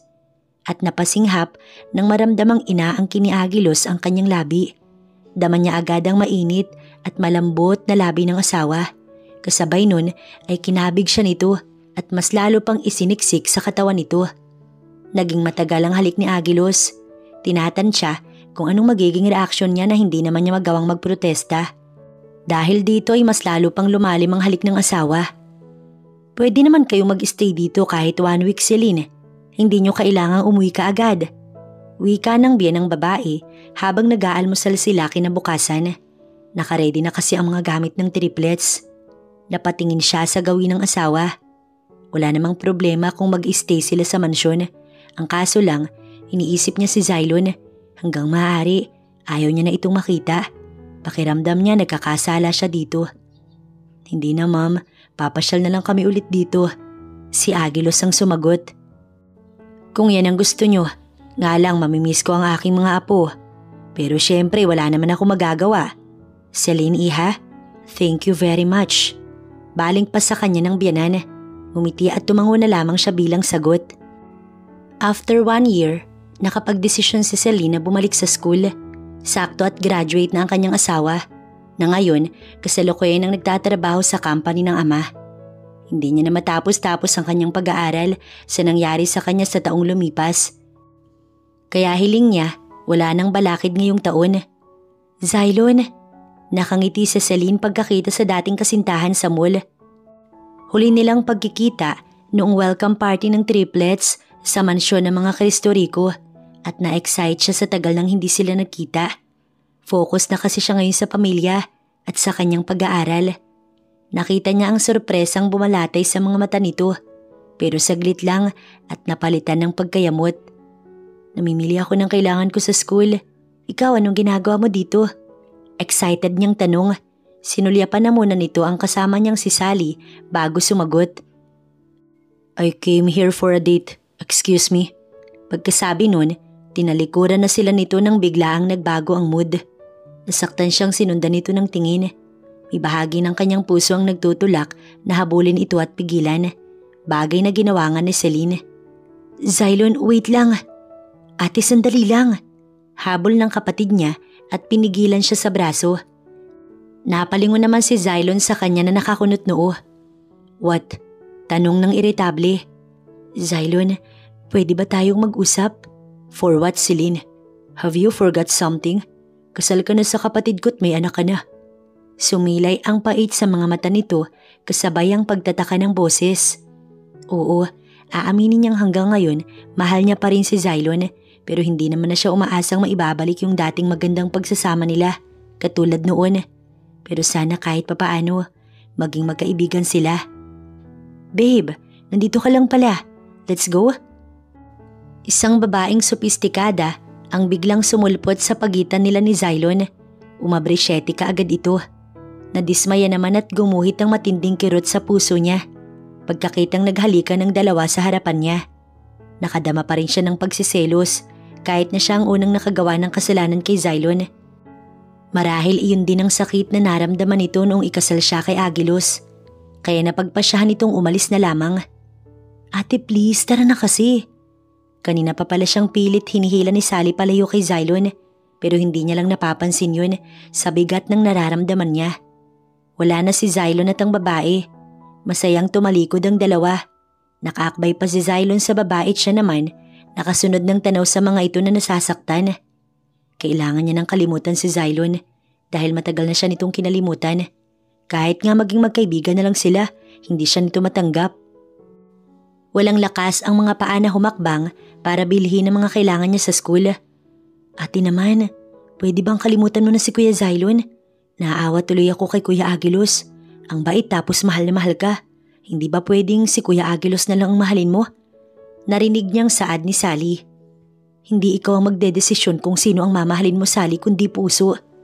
Malalaman mo yan kapag nagmahal ka na. Makahulugan niyang sagot. Pero di ba, natuturuan naman ng puso? Utusan mo na lang yan na si Kuya Aguilos ang mahalin mo. Hindi mo pagsisisihan yun, promise. Siya naman ay umiling. Ilang beses niyang sinabi na si Aguilos ang ama ng mga anak. Pero hindi niya maturuan ng damdamin. Bagaman tanggap niya ang mga pangyayari, hindi pa rin siya masaya.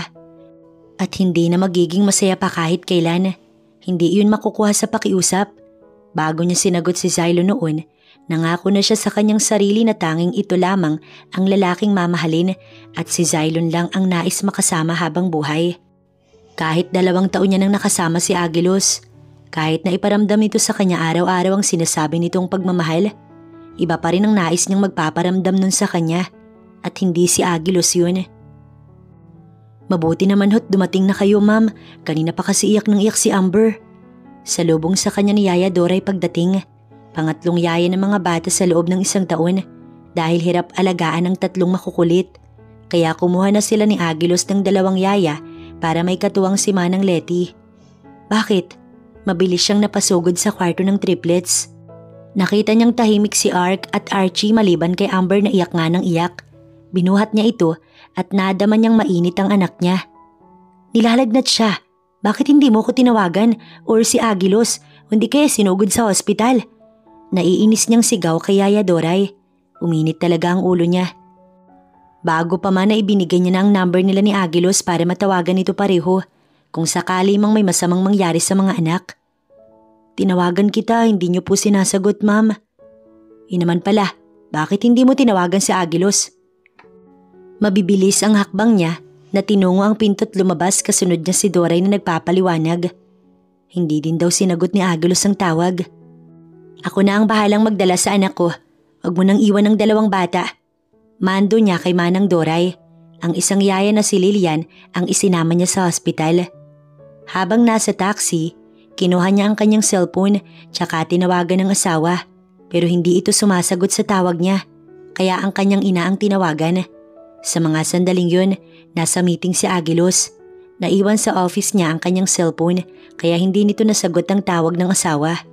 Pagbalik naman sa office, saktong nadatnan ang ama at ipinakita sa kanya ang bagong site na planong patayuan ng negosyo at ang nais mag-handle ay ang kakambal niyang si Xylon.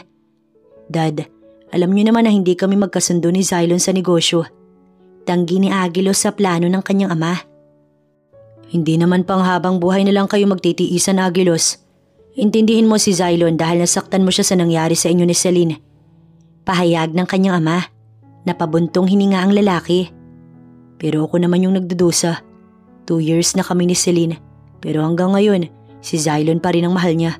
Hindi niya ako makuhang mahalin. Okay naman sana kami at magkasundo para sa mga bata. Pero hanggang dun lang. Malungkot na wika pa ni Aguilos. Nauunawaan siyang tinignan ng kanyang ama. Mas dapat mong intindihin si Celine, anak. Hirap siyang kalimutan si Xylon. Huwag kang mawala ng pag-asa. Darating ang araw na makukuha ka din niyang mahalin. Huwag ka lang mapagod. Pagkuway tinapik siya nito sa balikat. Katulad kung paanong wala siyang nagawa ng pakasalan si Celine, siya ring wala siyang magagawa ngayon na pakisamahan ng kapatid para sa iisang project na magkasama sila ni Xylon. Pagdating sa hospital, agad inatiman ng doktor ang kanyang anak. Matapos ang resulta ng CBC, napag-alaman nilang may infection ito kaya kinailangan mag-antibiotic. Anak, sa akin na muna kaya ang mga bata. Walang maayos na nag-aasikaso dahil nag-aaral ka at abala sa negosyo ang asawa mo. Mungkahin ng kanyang ina. Magiging issue na naman to sa pagitan namin ni Aguilos, ma. Wag na. Buhat-buhat niyang anak na tila ngayon lang nakatulog at huminto sa pag-iyak matapos makainom ng gamot. Mapag-unawa naman ang asawa mo. Pag-usapan niyo lang ng maayos. Iba pa rin kapag kadugo ang nagbabantay sa bata. Wag na, ma. Isa pa, pumapasok din po kayo sa trabaho.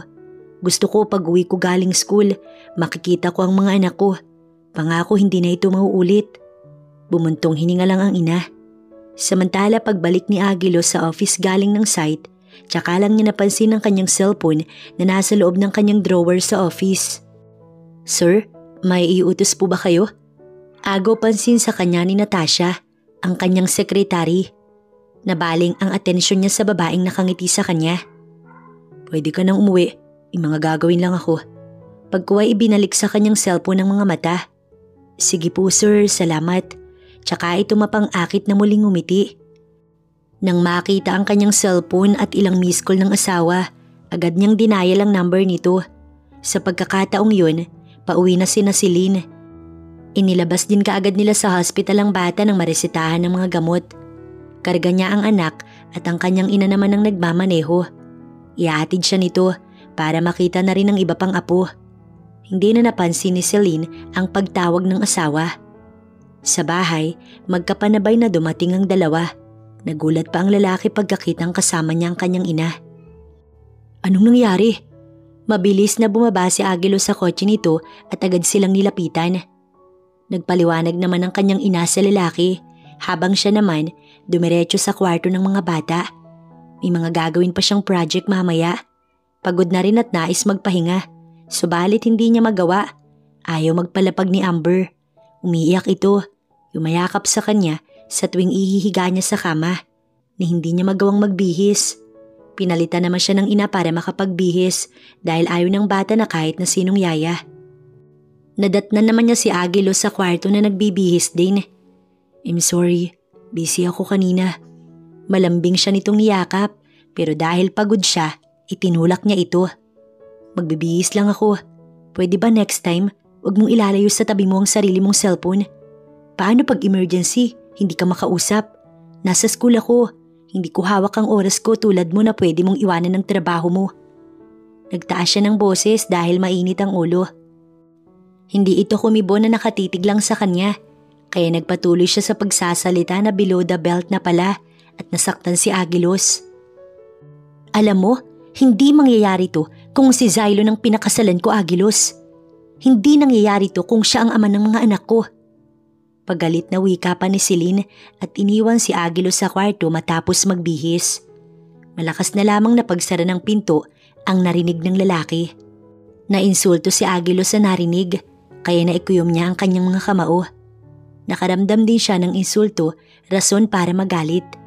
Wala sa sariling nagpakawala ng suntok na tumama iyon sa simento.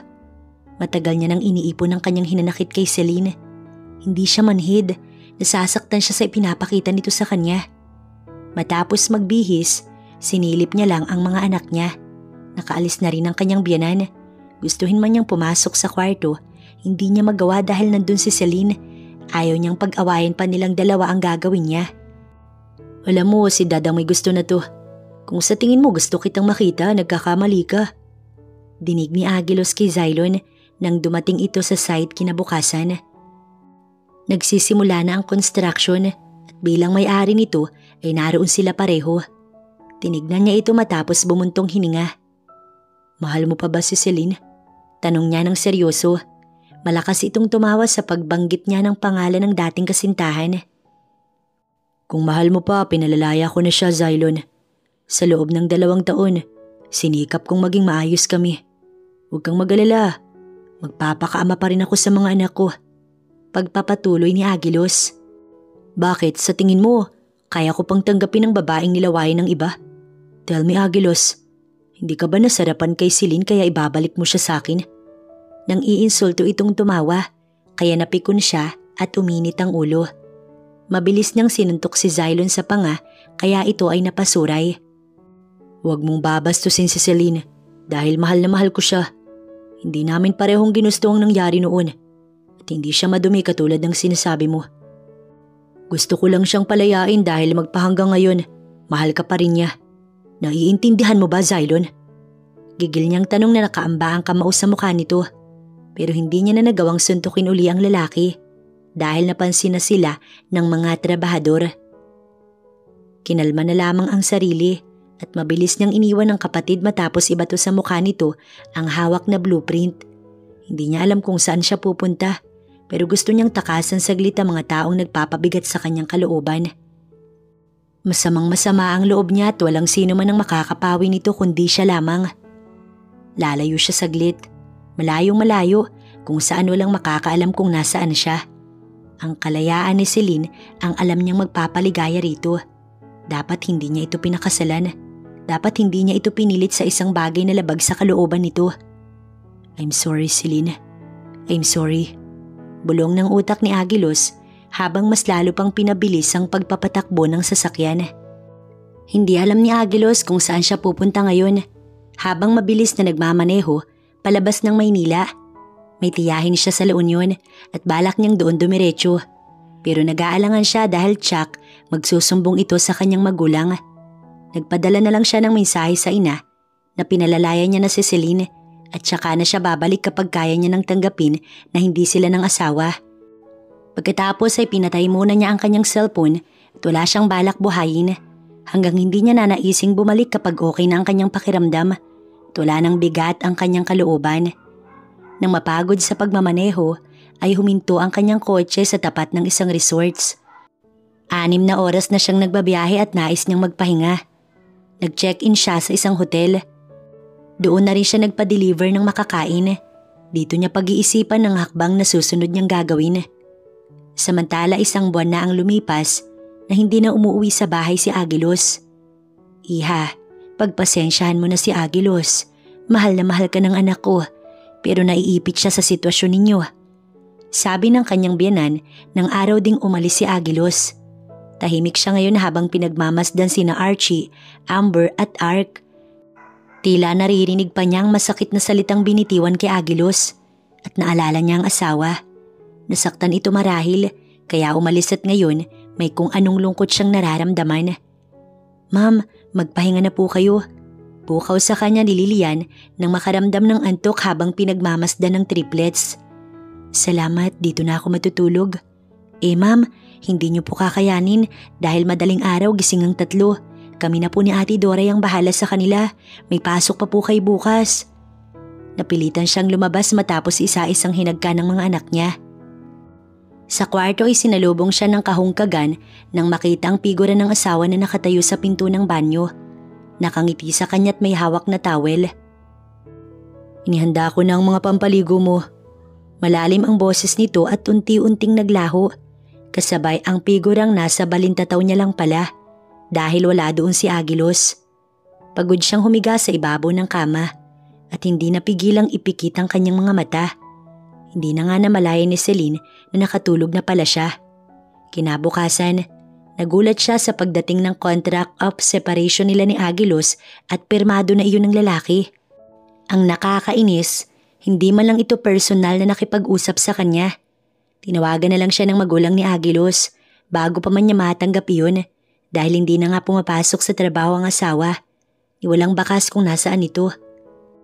Ngayon ay kailangan niyang tumayong ama at ina ng triplets. Wala namang problema sa pera dahil may pumapasok naman na financial support sa bank account niya na 500,000 para sa mga pangangailangan ng bata.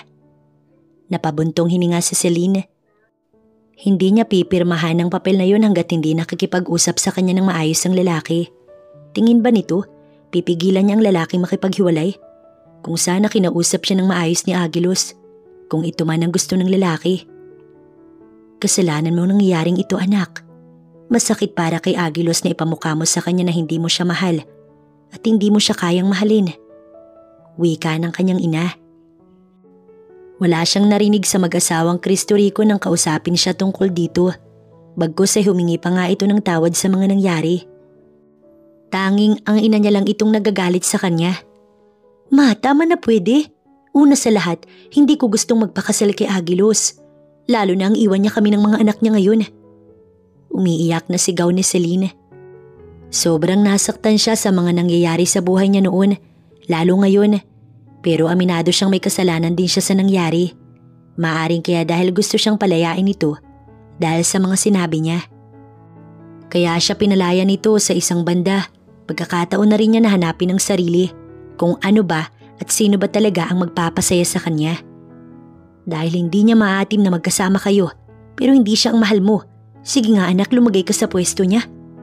Nang makitang umiiyak siya, hininaan naman ito ang mataas na boses. Ako ang nahihirapan sa inyo ni Aguilos. Giit pa ng kanyang ina. Nahihirapan din naman po ako, ma. Lahat ng mga sinabi ko sa kanya bago siya nawala. Lahat yun pinagsisihan ko naman po. Dapat hindi ko pinaramdam sa kanya na hindi ko siya kayang mahalin. Pero maniwala ka man sa hindi, sinikap kong tanggapin siya bilang asawa at ama ng mga anak ko, Mama. Pero hindi ko magawa. Patuloy sa pag-iyak na saad niya. Mabuti na lang at tulog ang mga anak, hindi maririnig ng mga ito ang pag-iyak niya. Nilapitan siya ng ina at niyakap. Hinagod ang likod niya. Anak, hindi pa huli ang lahat. Ayusin niyo ni Aguilos ang relasyon ninyo. Isipin ninyo ang mga bata na mas lalo maaapektuhan. Payo ng kanyang ina. Hindi siya sumagot at nagpahid ng luha. Iisipin na lang niya muna ang kanyang mga anak sa ngayon. At si Aguilos, hahayaan na muna din ito. Sana nga makayanan niya na wala ito dahil kailangan. Mabuting at nandyan naman ang kanyang ina at kapatid. Girl, sabay ka na sa amin. Idadaan na kita. I think wala ka nang masasakyan. Saad ng kaklase niyang si Jenly habang nag-aabang ng taxi pa uwi. Naku, salamat na lang pero may mga dumadaan pa namang taxi. Mapapalayo ka pa. Okay lang, friend. Huwag lang maipit sa traffic. Ngumiti siya at patuloy na tumanggi. Ayaw niya lang makaabala sa iba. Habang pilit siyang pinasasakay ni Jenly, tsaka naman pumarada ang isang sasakyan sa harap nila. Nandiyan na pala ang Knight of Shining Armor mo. Mapanood yung sabi ni Jenly at nagpaalam na sa kanya nang makitang may pumaradang sasakyan sa tapat niya. At hindi niya inaasang si Zylo ng lulan nun. Bakit siya susunduin ito? Dahil dito, nakadama siya ng kaba. Bumukas ang pinto sa tapat ni Celine pero nanatiling nakatitig lamang doon ang babae habang si Zylon nakatingin lang din sa kanya at inaantay na sumakay siya. What are you waiting for? Let's go, Celine. Nagugulumihinan siyang tumingin sa lalaki. Sa pagkakaalam niya galit si Zylon sa kanya. Pero bakit nag-effort itong sunduin siya? Zylon, anong ibig sabihin ito? Tanong niya. Ngayon lang niya tila na-realize na hindi tamang sumama siya sa kapatid ng asawa bilang pagrespeto sa kasal nila. Bago umalis si Aguilos, sinabi niya sa akin na mahal mo pa ako. And now you're free. Aren't you supposed to be happy since I'm here? Makahulugan itong umiti nang maisakay siya sa kotse. Nanatili ito sa may pinto at nakatunghay sa kanya. Sinundot siya ng konsensya matapos marinig yun. Oo, pwede niyang gawin lahat ngayon. Pagkakataon niya na lalo't nasa harapan niya si Zylon. Pero bakit ganun? Damdamin ni Aguilos ang inaalala niya. Pagtataksil ang gagawin niya. Kahit nang sumakay sa kotse ni Zylon ay pagtataksil para sa asawa. Umiling si Celine. Malito, kahit na pinalaya na siya ni Aguilos, irerespeto pa rin niya ang kasal nila. Ayaw niyang dumating ang araw na may masabi ang mga anak niya. Hindi man siya maging mabuting asawa kay Aguilos, at least magiging mabuting inaman lang siya ng triplets. Zylon, may asawa na ako. Maling magkita pa tayo. Tumawa ito bago siya hinaplos sa pisngi at inilapat sa kanya ng bahagya ang mukha nito. Tsaka niya lang napagtanto na nakainom si Zylo nang masamyo nito ang alak sa hininga nito. Nagpanik ang kanyang utak noong time na may nangyari sa kanila ni Aguilos. Kapwa sila lasing at hindi alam ang nangyari kinabukasan. Kaya marahil alak ang nagtulak kay Zylon upang puntahan siya. Iniiwas niya ang muka at lumayo mula sa lalaki. Bakit? Naisip mo bang mali noong may nangyari sa inyo ni Aguilos habang tayo? Iniisip mo ba ang magiging damdamin ko? Look into my eyes, Celine. Kung anong nababasa mo sa mga mata ko. Walang iba kundi matinding galit para sa inyo ni Aguilos for betraying me. Di pa rin kita napapatawad hanggang ngayon. Tumalim ang mga mata nito at hinagip ang kanyang magkabilang pisngi. Ikinulong iyon sa mga palad ni Zylon. Dama niya ang panginginig ng mga palad nito. Nangulap ang mga mata niya sa pagkakatitig dito at sabay na naghahabulan ng kanyang mga luha. Ramdam niya at nababasa sa mga mata nito ang matinding galit at paninibugho. Zylon, hindi ko naisaktan ka, maniwala ka sa akin. Naputo lang sasabihin niya nang siilin siya nito ng madiing halik sa labi. Napaigik din siya nang isiksik nito sa loob ng kotse. Agad siyang nanulak nang nakaramdam ng pagtutol habang impit na umuungol. Nagpanik ang isip at katawan ni Celine sa lakas ni Zylon. Binayo niya ang likod nito. Nanukod ang siko niya pero hindi sapat ang kanyang lakas para pigilan ng lalaki dahil may kakaibang taglay itong lakas ngayon dahil sa epekto marahil ng alak. Hirap din siyang makakilos dahil sa masikip na espasyo sa loob ng kotse. At habang nagpupumigla siya, lalo itong nanggigil gawin ng balak. Ramdam ni Celine na isa-isa nang tinatanggal ni Xylon ang damit niya. Sa pagwawala niya para lang hindi magtagumpay si Xylon, tumama ng malakas ang kanyang ulo sa gilid ng sasakyan. Nakaramdam siya ng pagkahilo at panghihina bago nagdilim ang kanyang paningin at wala na siyang alam sa sumunod na nangyari. Natigilan naman si Xylon nang lumungay-ngay ang ulo ng babae. Tila nagising siya sa malalim na pagkakatulog matapos mapagmasdan ang walang malay na babae. Halos nahubad niya na pala ang uniform nito. Celine, nakita niyang may likidong umagos sa ulo nito. Para siyang binuhusan ng malamig pagkakita ng dugo. Mabilis na inayos ang suot ng babae. Sinuotan ng jacket at inayos sa pagkakaupo bago mabilis na pinaharurot ang sasakyan patungo sa pinakamalapit na hospital. Sising-sisi si Xylon sa nagawa para sa babaeng mahal niya. Inatiman naman kaagad si Celine ng doktor pagdating. Nag-aalala siyang may mamuong dugo sa ulo nito. At worst, ikamatay ng babae. Kapag nangyari yun, hindi niya mapapatawad ang sarili. Agilos, napalunok siya. Nang malagyan ng benda ang ulo ni Celine, dinala na ito sa private room. Abot-abot naman ang pasasalamat ni Xylon. Maliit lang ang sugat sa ulo ng babae. Hindi na nga kinailangang tahiin, okay na ang benda. Natili itong walang malay sa ibabaw ng kama. Mupo siya sa tabi nito, hinawakan ng isang palad upang maramdaman ang init mula sa palad ng babae. Nagawa niya lang yun sa matinding galit niya na hindi dapat. Hanggang ngayon, mahal niya pa rin ito at dahil sa matinding pagmamahal niya, nakakagawa siya ng hindi tama. Dahil sa puot, hindi siya makapagdesisyon para sa sarili. Kailangan niya nang magpatawad at hayaan ng babae sa totoong mahal nito. Kanina habang hinahalikan ng babae, alam niyang hindi na siya nito mahal. Napalitan na siya sa puso ni Agilos. Panalo na ito. Pagkatapos nito malaya na si Celine. Gusto niya na itong makitang masaya sa piling ni Agilos. Celine, mapatawad mo sana ako. Sobrang mahal kita kaya napakahirap mong kalimutan. Nasasaktan niyang bulong at hinaplos ang maamo nitong muka na tila isang anghel. Hangad ko na ang kaligayahan mo sa piling ng kapatid ko. Sabi pa nito. Napatingin siya rito ng umungol. Celine, usal niya at mas hinigpitan pa ang pagkakahawak niya sa palad nito para maramdaman itong nandoon siya. Agilos. Basag at pausang boses nitong bulong. Napalunok si Xylon habang nakatitig sa babae. Dama niya ang sakit nang marinig ang pagbulong ni Celine sa pangalan ng kanyang kakambal. Mali ang sinabi ni Agilos na mahal pa siya ni Celine. Dahil lang totoo, si Agilos na ang mahal nito. Dahan-dahan niyang binitiwan ng kamay ng babae bago marahang umalis sa tabi ng babae. Hahanapin ko siya para sa iyo, Celine. Bulong ni Xylon bago lumabas ng silid.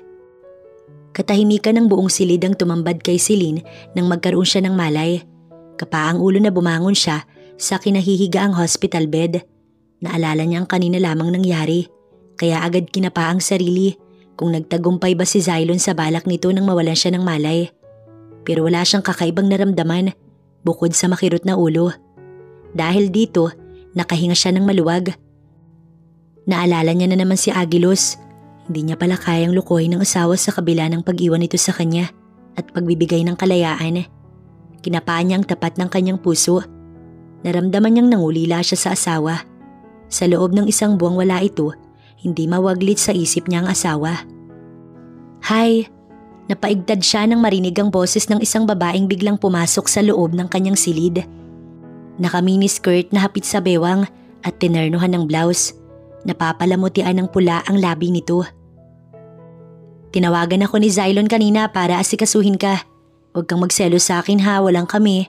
Well, isang beses may nangyari sa amin ni Xylon at ngayon friend na lang kami. Prangka nitong Saad. Wala siyang reaksyon. Hindi niya alam ang mararamdaman ngayon. Okay na sa kanya na hindi nagtagumpay si Xylon kanina. Meaning may natitira pa itong respeto sa kanya. Gusto ko nang umuwi. Tumayo siya. Nakausap ko na ang doktor. Since okay na ang sugat mo, ihahatid na kita. Oops, utos ni Xylon yun kaya bawal kang kumontra. Babalikan ako noon at pipilayan kapag pinabayaan kita. Inalalayan siya ng madaldal na babae. Mukha naman itong mabait. Katunayan ay naging palagay ang loob niya rito. Gusto niya na rin namang magkaroon ng ibang mapaglalaanan ng panahon si Xylon, na maging masaya na rin to sa iba. Salamat, anya sa babae matapos maihatid nito sa tapat ng kanilang bahay. Walang anuman, sabay ngiti at nakipagbeso pa sa kanya. Bye, kaway pagkatapos niyang bumaba sa kotse.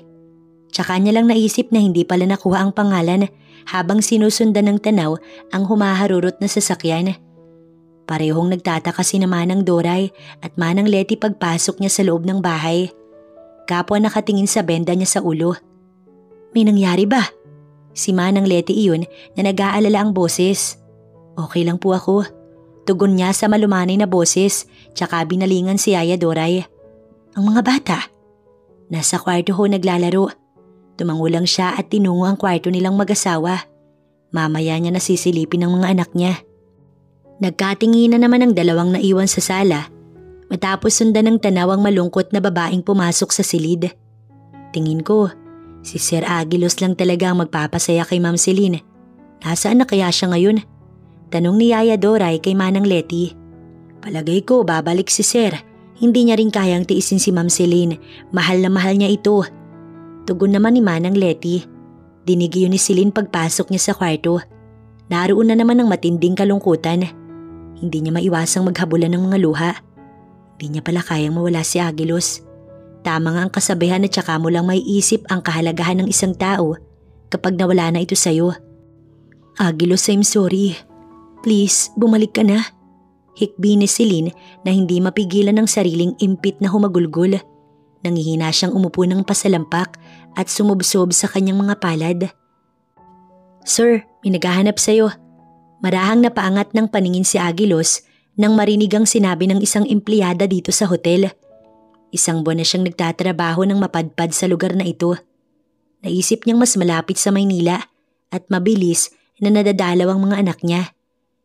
Hindi man siya nagpapakita sa kanyang mag-iinay, hindi ibig sabihin nun na hindi niya dinadalaw ang mga ito dahil tinatanaw niya mula sa malayo ang mga ito. Ang triplets ang kanyang sandata upang harapin ang lahat ng ito.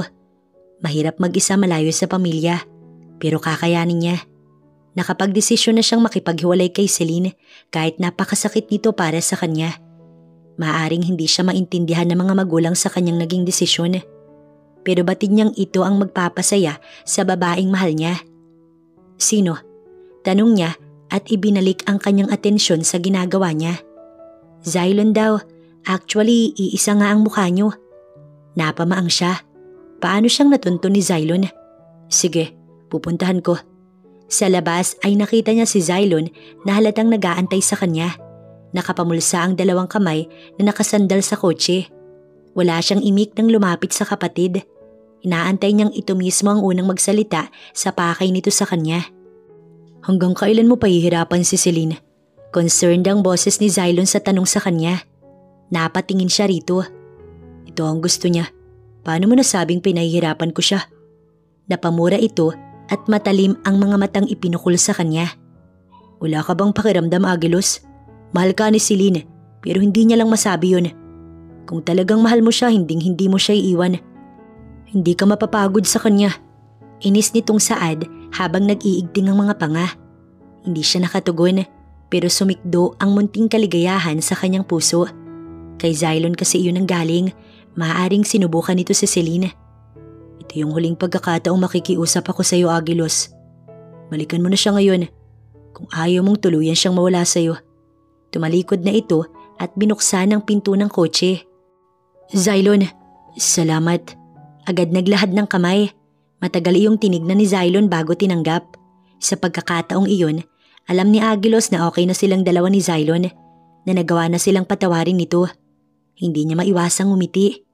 Tinapik lang siya nito sa balikat bago tuluyang tumalikod. Dali-dali siyang nagtungo sa loob ng hotel. Magpapaalam na siya at babalikan na ang pamilya. Malalim na ang gabi nang maalimpungatan si Celine. Naulinigan niya kasing bumukas ang pinto ng banyo. Na tila may kasama siya sa kwartong yun. Halos kaiidlip nga lang niya. Napasulyap siya sa baso na nakapatong sa ibabaw ng kanyang mesa. Inakala niyang pumasok si Manang Leti upang kunin yun at itapon sa banyo ang natirang tubig pero hindi. Babangon na sana siya nang di kalaunan narinig niya ang mahinang lagaslas ng tubig mula sa loob ng banyo. Kumabog bigla ang dibdib niya. Agilos? Bulalas niya dahil wala namang ibang gagamit nun kundi ang kanyang asawa. Pero baka nananaginip na naman siya katulad nitong mga nakaraang araw. Kaya mas pinili niyang bumangon at kinuha ang baso upang dalhin sa kusina. Hinugasan na rin niya iyon at inilagay sa glass holder. Pabalik na sana siya sa kanyang kwarto nang maisipang silipin ng mga anak. Tulog na tulog ang tatlong bata. Ganon din sina Yaya, Doray at Lilian. Hindi na lamang niya inabala ang mga ito. Tsaka tinungo ang kanyang silid upang mapatda dahil saktong palabas si Agilos sa banyo. Nakatapi ito sa pang-ibabang parte. At bukod doon, wala na itong ibang suot. Agilos! Natitigilan niyang usal habang hindi makapaniwalang nasa harapan niya nga ito.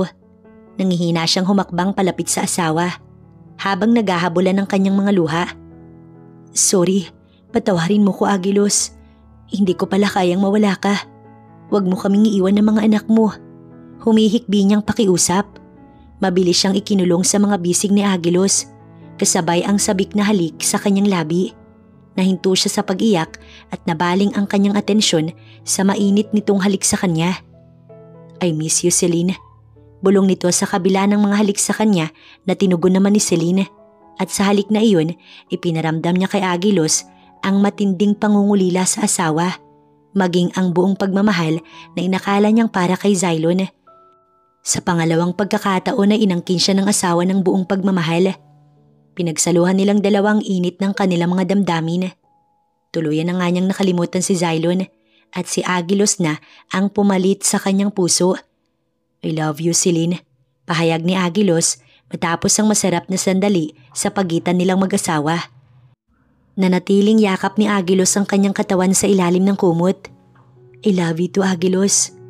Hinaplos niya ang pisngi nito at naiiyak na naman siya nang maalalang iniwan sila ng lalaki. At hindi akalaing babalikan pa. Alam niyang hinahanap-hanap din ito ng mga anak pero hindi lang makapagsalita. Buong buwan siyang nangulila sa lalaki kaya pinagsawa niya ang kanyang mga matang titigan ang gwapo nitong muka. Si Agilos din ay ganun din ang ginawa. Pinagsawa ang mga matang titigan siya hanggang sa naramdaman niyang dinampian siya nito ng halik sa labi. Gumapang ang palad nito sa kanya upang manumbalik ang init na lumukob sa katawan niya. Para siyang sinilaban and go for the second round. Pagkatapos tsaka sila nakatulog ng magkayakap. Ito na yata ang pinakapayapang gabi para kay Celine. Mahimbing siyang nakatulog habang nakakulong sa mga bisig ng asawa. Sa mga sandaling yun, ayaw niya nang malayo pa kay Agilos. Paggising niya kinabukasan, ay mag-isa na lang siya sa kama. Wala si Agilos. May suot siyang mahabang damit. Ibig sabihin ay binihisan siya nito. Nagmamadali siyang bumangon at nagtungo sa banyo upang ayusin ang sarili, tsaka lumabas upang hanapin ang asawa. Nadatnan niya ito sa silid ng mga anak. Isa-isa nito iyong kinarga at yakap na isinasayaw. Ramdam niyang miss nito ang triplets. Naiiyak tuloy siyang pinakatitigan ng mag-ama. Hindi nakatiis na nilapitan ng mga ito at naiinggit na nakiyakap. Ito ang pinakamasayang sandali nila. Ramdam ng mga anak nila ni Agilos ang pagmamahalan nila sa isa't isa habang dinadampian siya ng halik nito. Nang araw ding iyon, napasugod ang kanyang mga biyanan nang mabalitaang nakauwi na si Agilos. Dama niya ang pangungulila ng ginang sa anak na agad yumakap at napaiyak pa. Inalo naman kaagad dito ni Agilos. Kung may tampuhan kayo mag-asawa, huwag ninyong paabuti ng ganito. Mas maagang pag-usapan na. Sabi pa nito sa kanilang mag-asawa. Nangako naman si Agilos na hindi na mangyayari pa ulit yun. Maging ang ama ni Agilos ay sinabing mas makabubuti kung masiisipin nila ang kapakanan ng kanilang mga anak bago magdesisyon ng kung ano. Tinawagan niya rin ang kanyang ina upang ipaalam na kasama niya na ulit ang asawa na labis nitong ikinatuwa. Kaya nga paglabas kinahaponan sa trabaho, dumaan ito sa bahay. Bigla ay tila nagkaroon ng forum sa loob ng kanilang bahay at naging aral na sa kanilang mag-asawa ang nangyaring ito. Hindi lang si Agilos ang pinangaralan, kundi pati na rin siya na masigit na may kasalanan sa nangyari. Lumipas ang mga taon na naging masaya ang pagsasama nila ni Agilos. Naging magkatuwang sila sa lahat habang pinalalaki ang kanilang triplets. Hindi man madali pero nagabayan nila ito ng maayos. Salamat kay Xylon na natutunan silang patawarin ni Agilos. Tunay ngang minahal siya ng lalaki. Nalaman niya kasing hinanap nito si Agilos at nakiusap na balikan sila. Sa ngayon ay may iba na itong pinagkakaabalahan. Ang balita niya ay minadisgrasya daw itong babae na ngayon sinusuyo ni Xylon dahil nagkaanak nga ang dalawa ng kambal. Hiling niya na sana ito na ang babaeng mamahalin at makakasama ni Xylon habang buhay. Basta ngayon ay masaya ang kanilang pamilya kasama ang triplets.